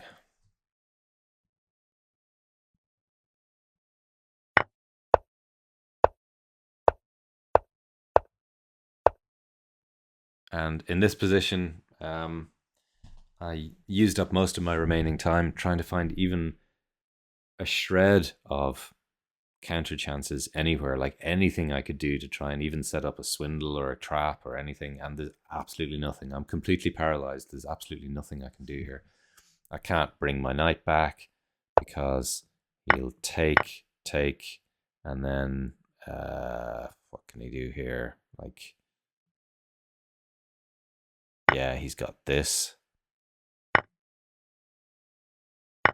which is just horrific. So I've got to do something like that, and then yeah, basically everything works for him here. There's no moves for me. I can't do anything.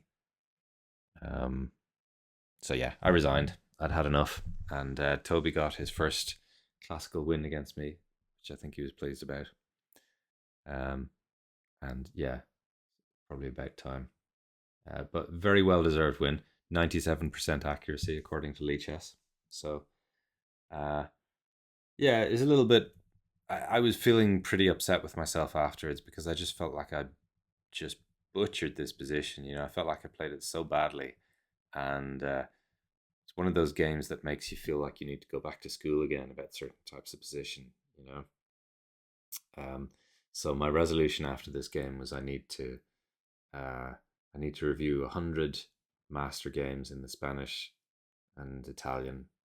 To get to know these structures and get it through my head what good positional decisions look like in these types of games.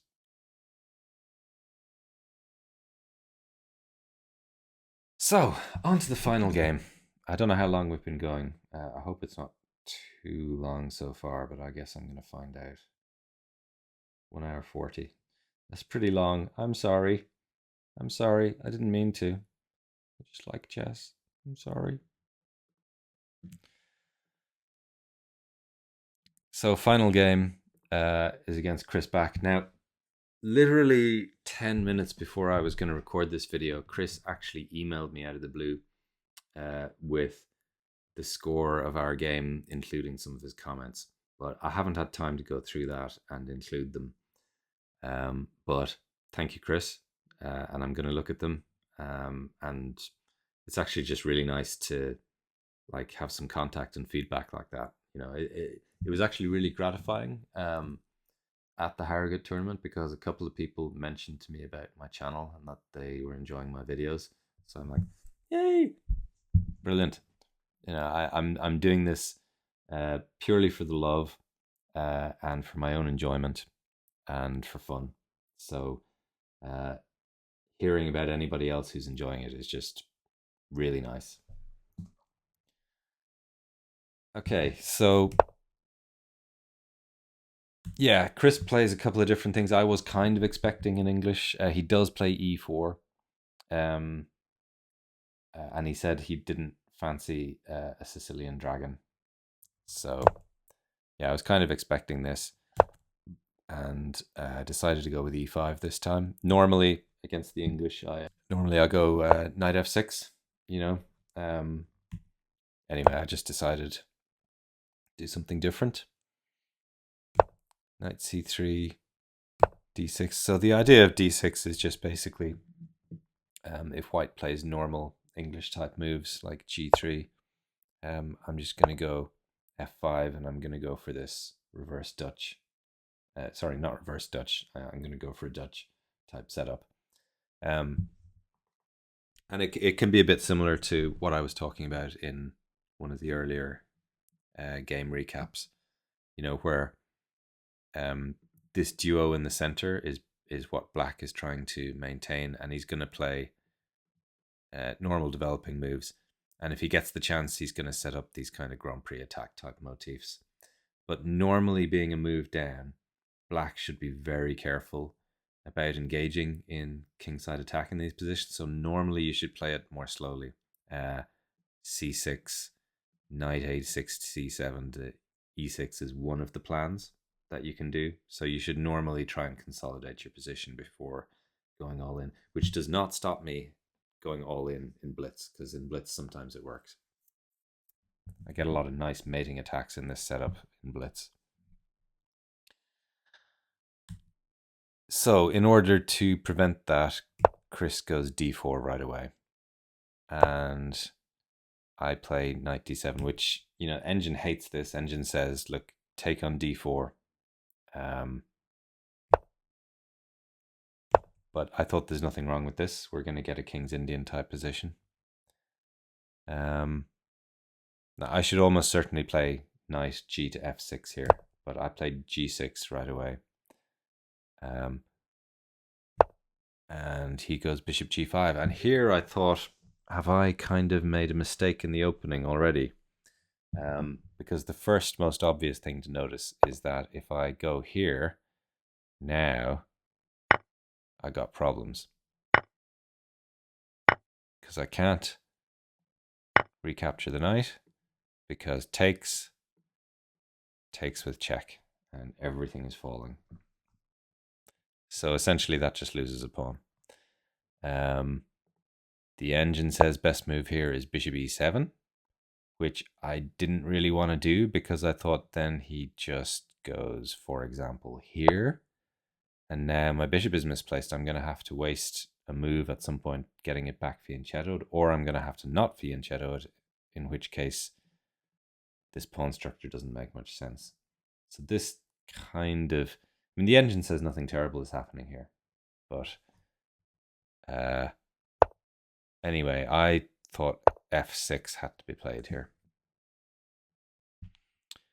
And now I was expecting bishop h4. Actually, he just goes bishop c1. Now, if I do this, then knight g5 is very strong. So I'm getting into trouble already here. So I have to go slower. And basically the problem here is that what White can do is go into some kind of mainline King's Indian type position with e4 at some point, where this move is not something you want to play. So it wouldn't be a problem. So basically, if I could get White to close the position here, so if we could guarantee that at some point, we're going to get a King's Indian and White is going to close the center, then f6 isn't a problem because we're just going to push it to f5, right? Like that's going to be fine. The problem will be that White can maintain the center tension indefinitely. So that's another way of playing the White position in the King's Indian. You just play bishop e2, bishop e3, castle, play queen d2. So, you ignore, you don't resolve the tension, you don't push to d5. And in those positions, black gets counterplay by capturing on d4. Knight takes on d4, and then black plays on the dark square and he has an open long diagonal. But here I've got my pawn on f6. And in those semi-open positions where black is captured on d4, f5 is very rarely a good move. So that's what I thought he should do here, is go mainline King's Indian, keep the central tension, and I'm never going to be able to take on d4 because I'm going to be worse. So that's what I thought we were going to get. So he fianchettos, and this is still fine. He can still go to a fianchetto King's Indian. But what happens is I get let off the hook because he doesn't want to play e4.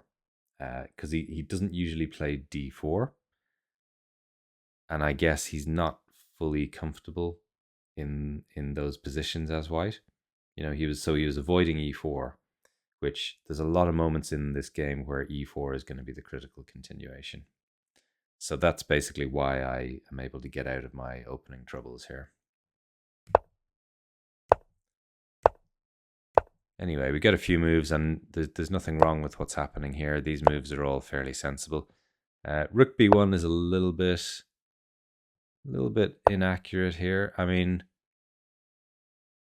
the idea is to push the b pawn up the board, I guess.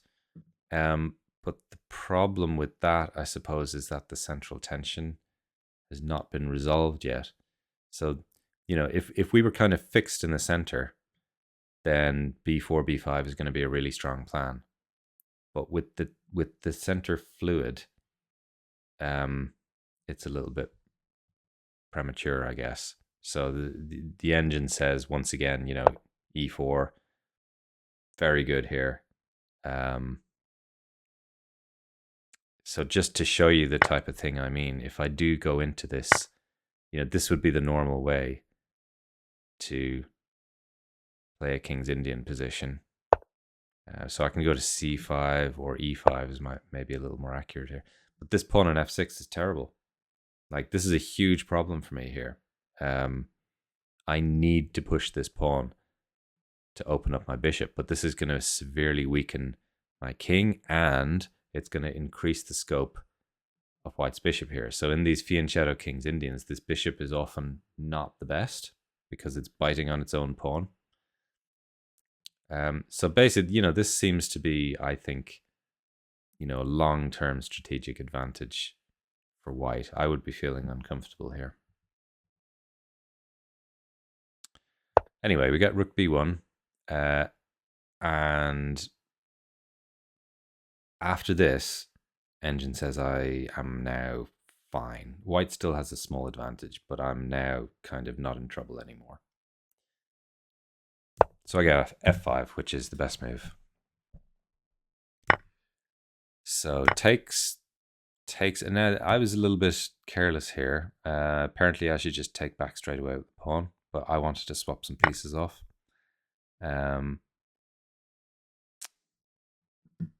There is a good move for white here, according to the engine, and it's this. Now, I would be very tempted, just instinctively, I think the move that I would want to play here would just simply be king h8. And then the engine plays this.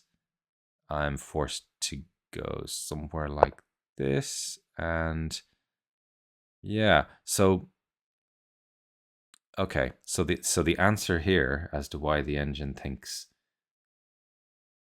this is much better for white is the classic backward King's Indian d6 pawn.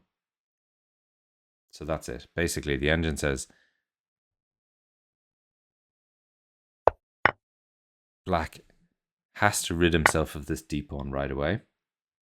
And if he doesn't, if he just plays knight takes, then you don't recapture the knight. You leave him with the weak d pawn. So there you go.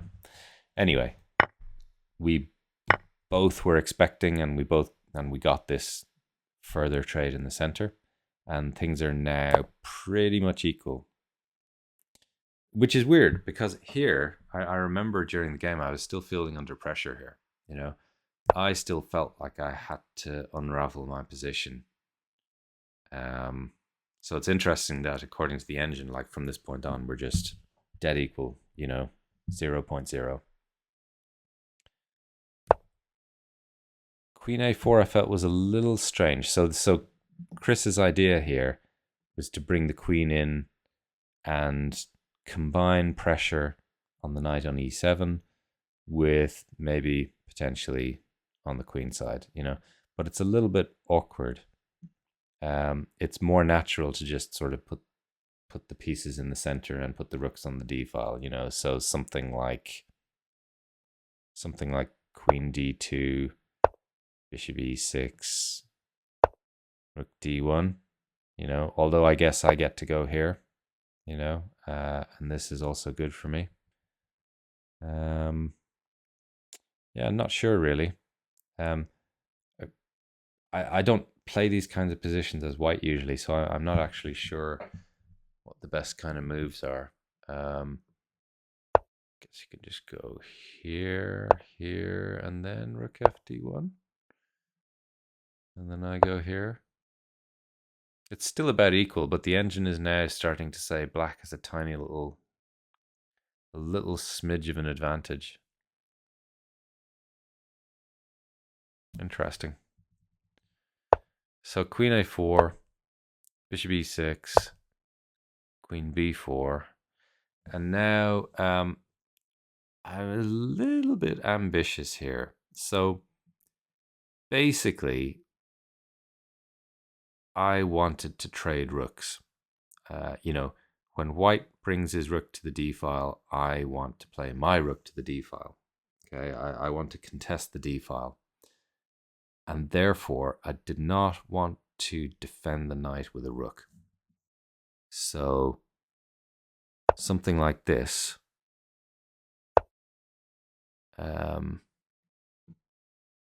Yeah, but what the engine says is, that's fine. You temporarily defend it with the rook. You kick the bishop. Bishop goes back. And now we're free to contest the d file. Simple as that.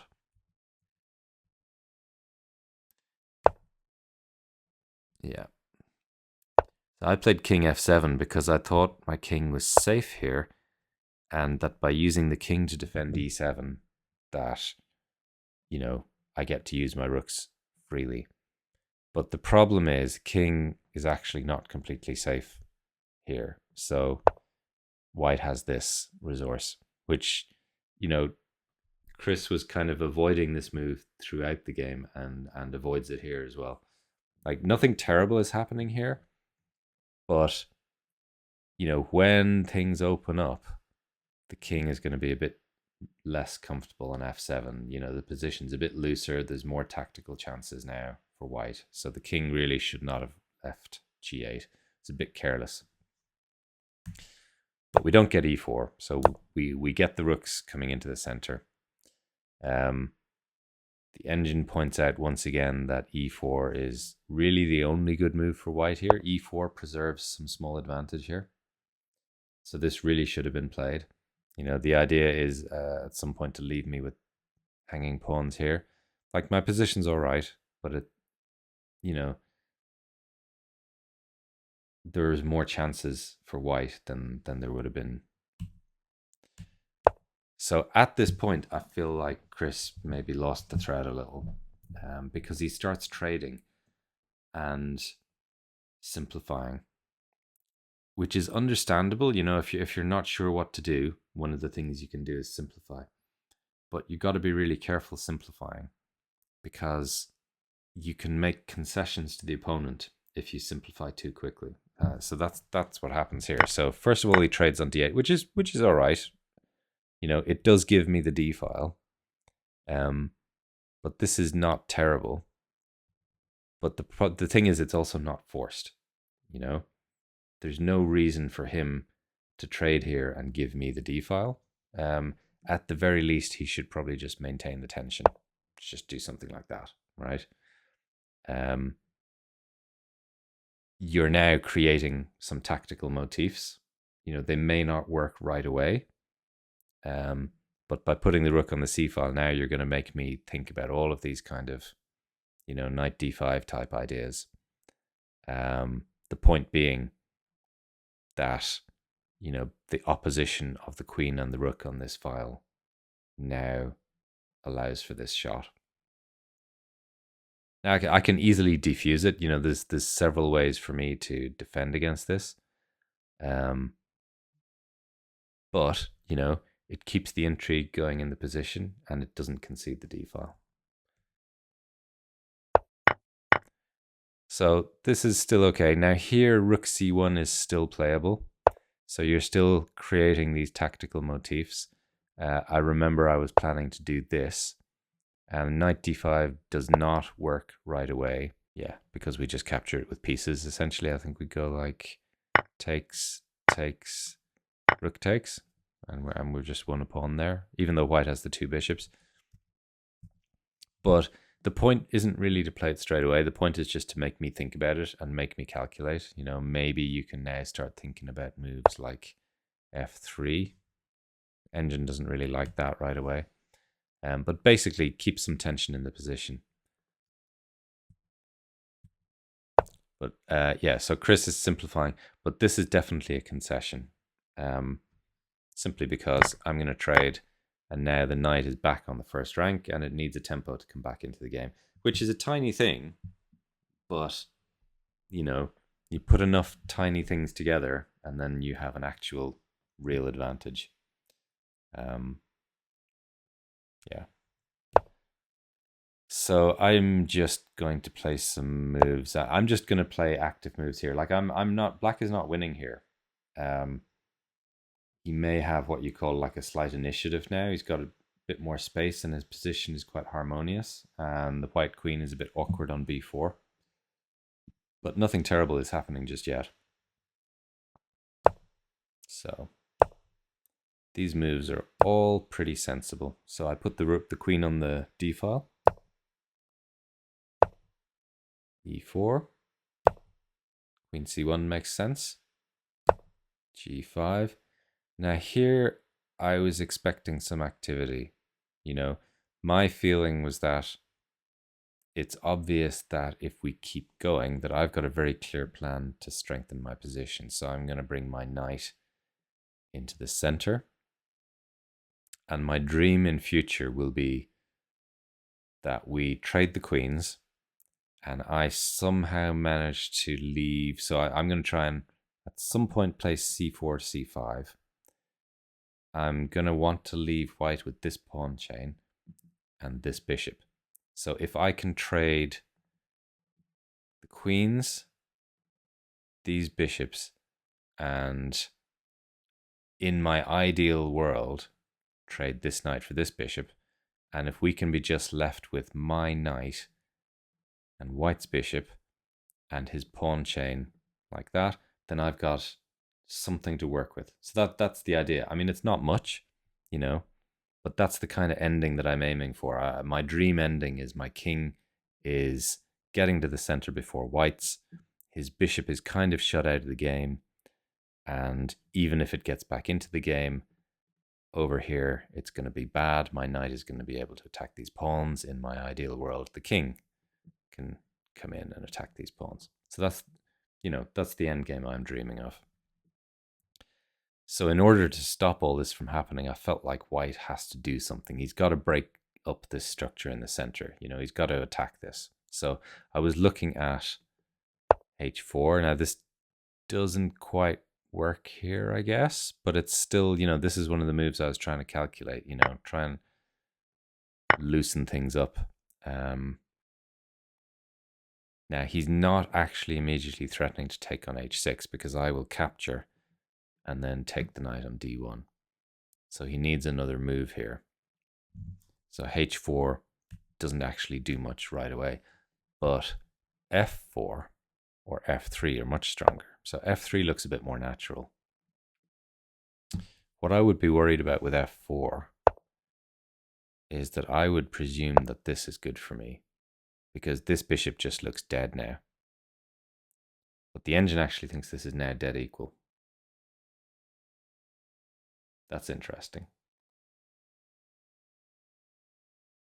So the engine says now we're just going to trade this. Takes.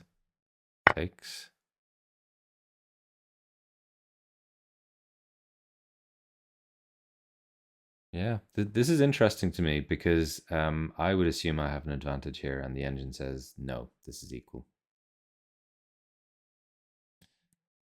Maybe this bishop is bad. I guess if I can't get rid of this bishop for this knight, then what we can claim is that we both have a bad bishop. And at some point the queens are going to get traded and black doesn't have enough for an advantage here. So that's interesting. So f4 is playable. So f3 also. E takes f3 and then bishop takes. And then several moves I can play here, but everything is like very tiny advantage black. So this would be better than the game because now this bishop has a job. It's got some prospects. It's broken out of its little prison and it's doing some work. So he's got to try something, but he goes for further simplification, which again, it's not terrible at this point. Bishop c3 is completely fine here. Knight takes, knight g6, and now this is a kind of a critical moment. So there's a move here that gives equality, which is surprising to me. And I can't remember if I considered this in the game. So basically the move is g4. And I'm sure that I looked at this. So the idea is queen d4, pawn takes, bishop takes. And what the engine is saying is that there's a forcing line here. So basically queen e3. And the point is that this pawn is actually now falling. So queen takes, pawn takes. This can't be defended, so we go knight e5, bishop takes e4, and then wherever. And White has actually won a pawn. And even though it's a terrible pawn, he's got doubled isolated e-pawns, he's doing completely fine here. He's in no danger of losing, essentially, in this position. This will be a draw. I don't know if black is struggling for a draw here, being a pawn down, but this is definitely a draw. Now, I definitely didn't see this queen e3 idea. I think I did see g4 briefly, right? I think, I can't remember my exact thought process in the game, but I'm sure that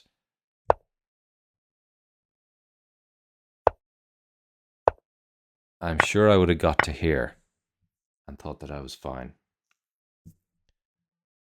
And this is the only move to cause problems. Black is better after every other move. I didn't consider this. And I'm, obviously Chris didn't consider it either. It's very instructive. Essentially black has overreached here. This pawn chain, h6, g5, f5, e4, is very strong visually, but it's surprisingly vulnerable. So I wonder, have I made a mistake? I don't think so. I can't avoid any of these moves. So I feel like from this point on, this g4 idea was just going to happen. And now is the moment, because once my knight gets to e5, there's going to be no more g4. So now is the time. So yeah, interesting. We both missed this. If Chris had found this, I guess, and it ended up a draw, this would probably be, a really high quality game with some nice ideas on both sides.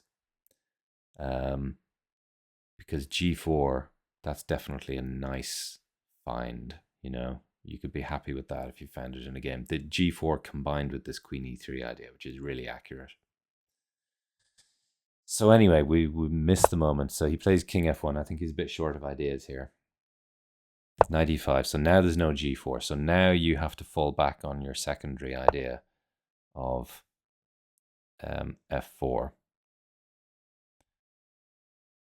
But unfortunately for Chris, he pushes it only one square. So the point of pushing it 2 squares is that you're really forcing a capture. If black doesn't capture en passant here, everything else is fine. So pawn takes, pawn takes. This looks scary maybe, but there's actually nothing to it at all. The knight is going to be forced back. And again, the engine just throws up zeros here and says that it's equal. I would assume that black still had some advantage here, but it ain't so. And if we don't capture it, if we just go, knight g4,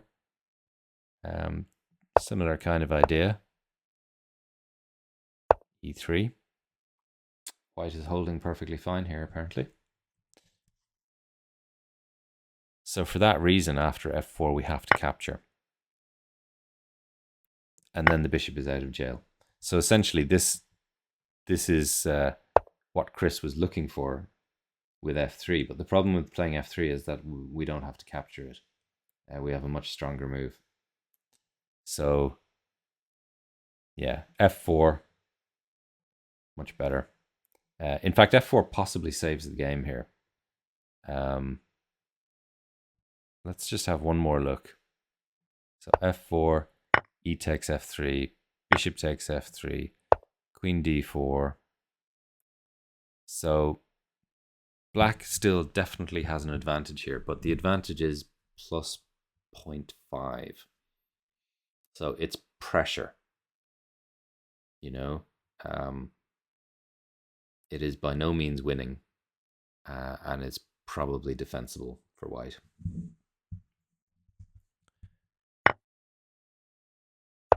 After f3, we have this very strong move, queen d4.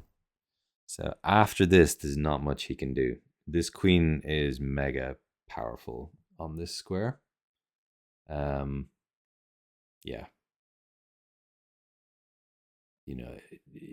it almost can't be shifted. You know, the only piece that can shift the queen from there is White's queen, and it has great trouble getting to a position where it can challenge my queen. And even if it does, I'm going to just play c5 and support my queen. And then behind the queen, all the other forces are going to come up. So the point here is that now, if he plays f takes, then we've got knight g4, and this is doom. Doom and doom. So basically, he can't defend the mate like this, because now we get that mate. So he has to bring the king over this way, and then we can do whatever we want. We can just go and pick this bishop up, you know, so that's completely winning. So sadly, he can't play f takes e4, which means that on the next move, we play e3, and he's completely paralyzed. So the game is now over. Strategically, this bishop is never going to get out of jail now. So he's playing a piece down, really. And we're just gonna, we're just gonna take over. This is gonna come in. All the endings, you know, so even if he does manage to put his queen in a position to trade queens, all the endings are going to be easily winning for us because he's just going to be a piece down.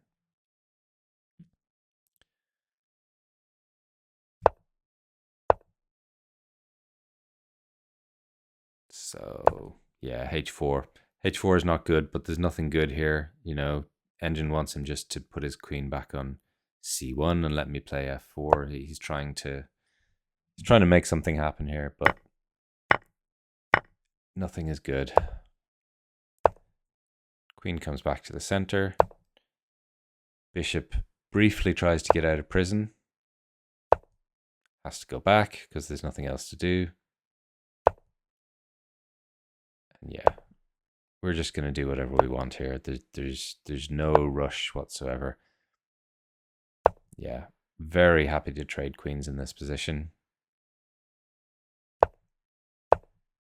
Here comes the H pawn.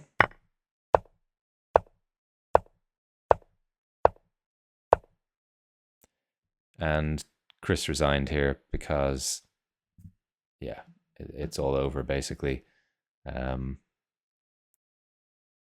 You know, he can't let this pawn come on to d2. But if he takes, then I guess we can take with whichever one we want.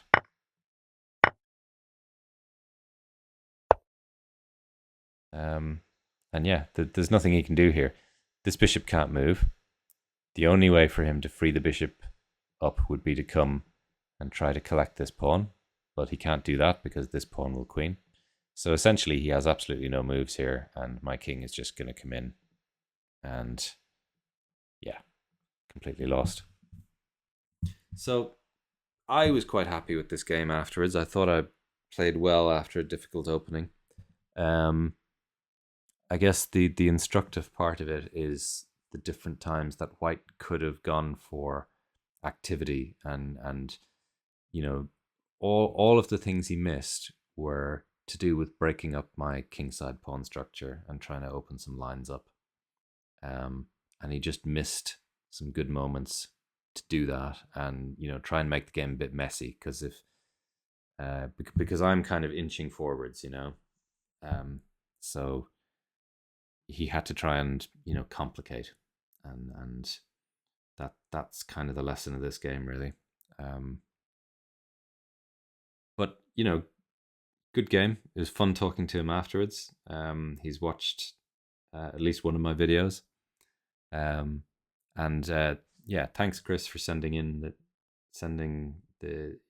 notes. I'm going to read them after this and see what you thought of the position.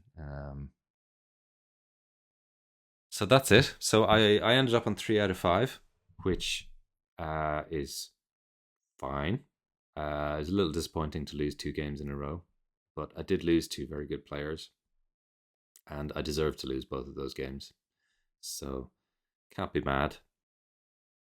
So I almost forgot to give a quick shout out to the actual winners of the tournament. So there was a four-way tie for first place on 4 out of 5 between Patrick Joseph, Avadut Brahme Lokesh. I think I've got that right. Toby Quaite and Matty Ther. So congratulations. What's happening next week? So at the weekend, I'm playing the British Rapid Play, which is down in Peterborough, and it looks really strong. Gawain Jones is playing. Can't remember if any of the other top GMs, like I can't remember if Mickey Adams is going to play. I think he might be. There's quite a few Grandmasters, International Masters, FIDE Masters, and because it's an open tournament, there's players of all strengths in there. There's about 120 entries at least. So it's going to be fun. It's 9 rounds over the weekend. And yeah, I'm just really looking forward to it. It's not often you get a chance at my level to play those really top players. And, you know, I feel like I've got a decent chance at shorter time controls. So, yeah. I'll do a recap of that when it's over. And you can probably follow the results live if you're really interested in it. There's a few Yorkshire players playing. Anyway, I'm wrecked and I'm done exactly what I said I wouldn't do, which is do a marathon video. So sorry. I'll do a shorter one next time. And that's it. Thanks for watching and see you next time.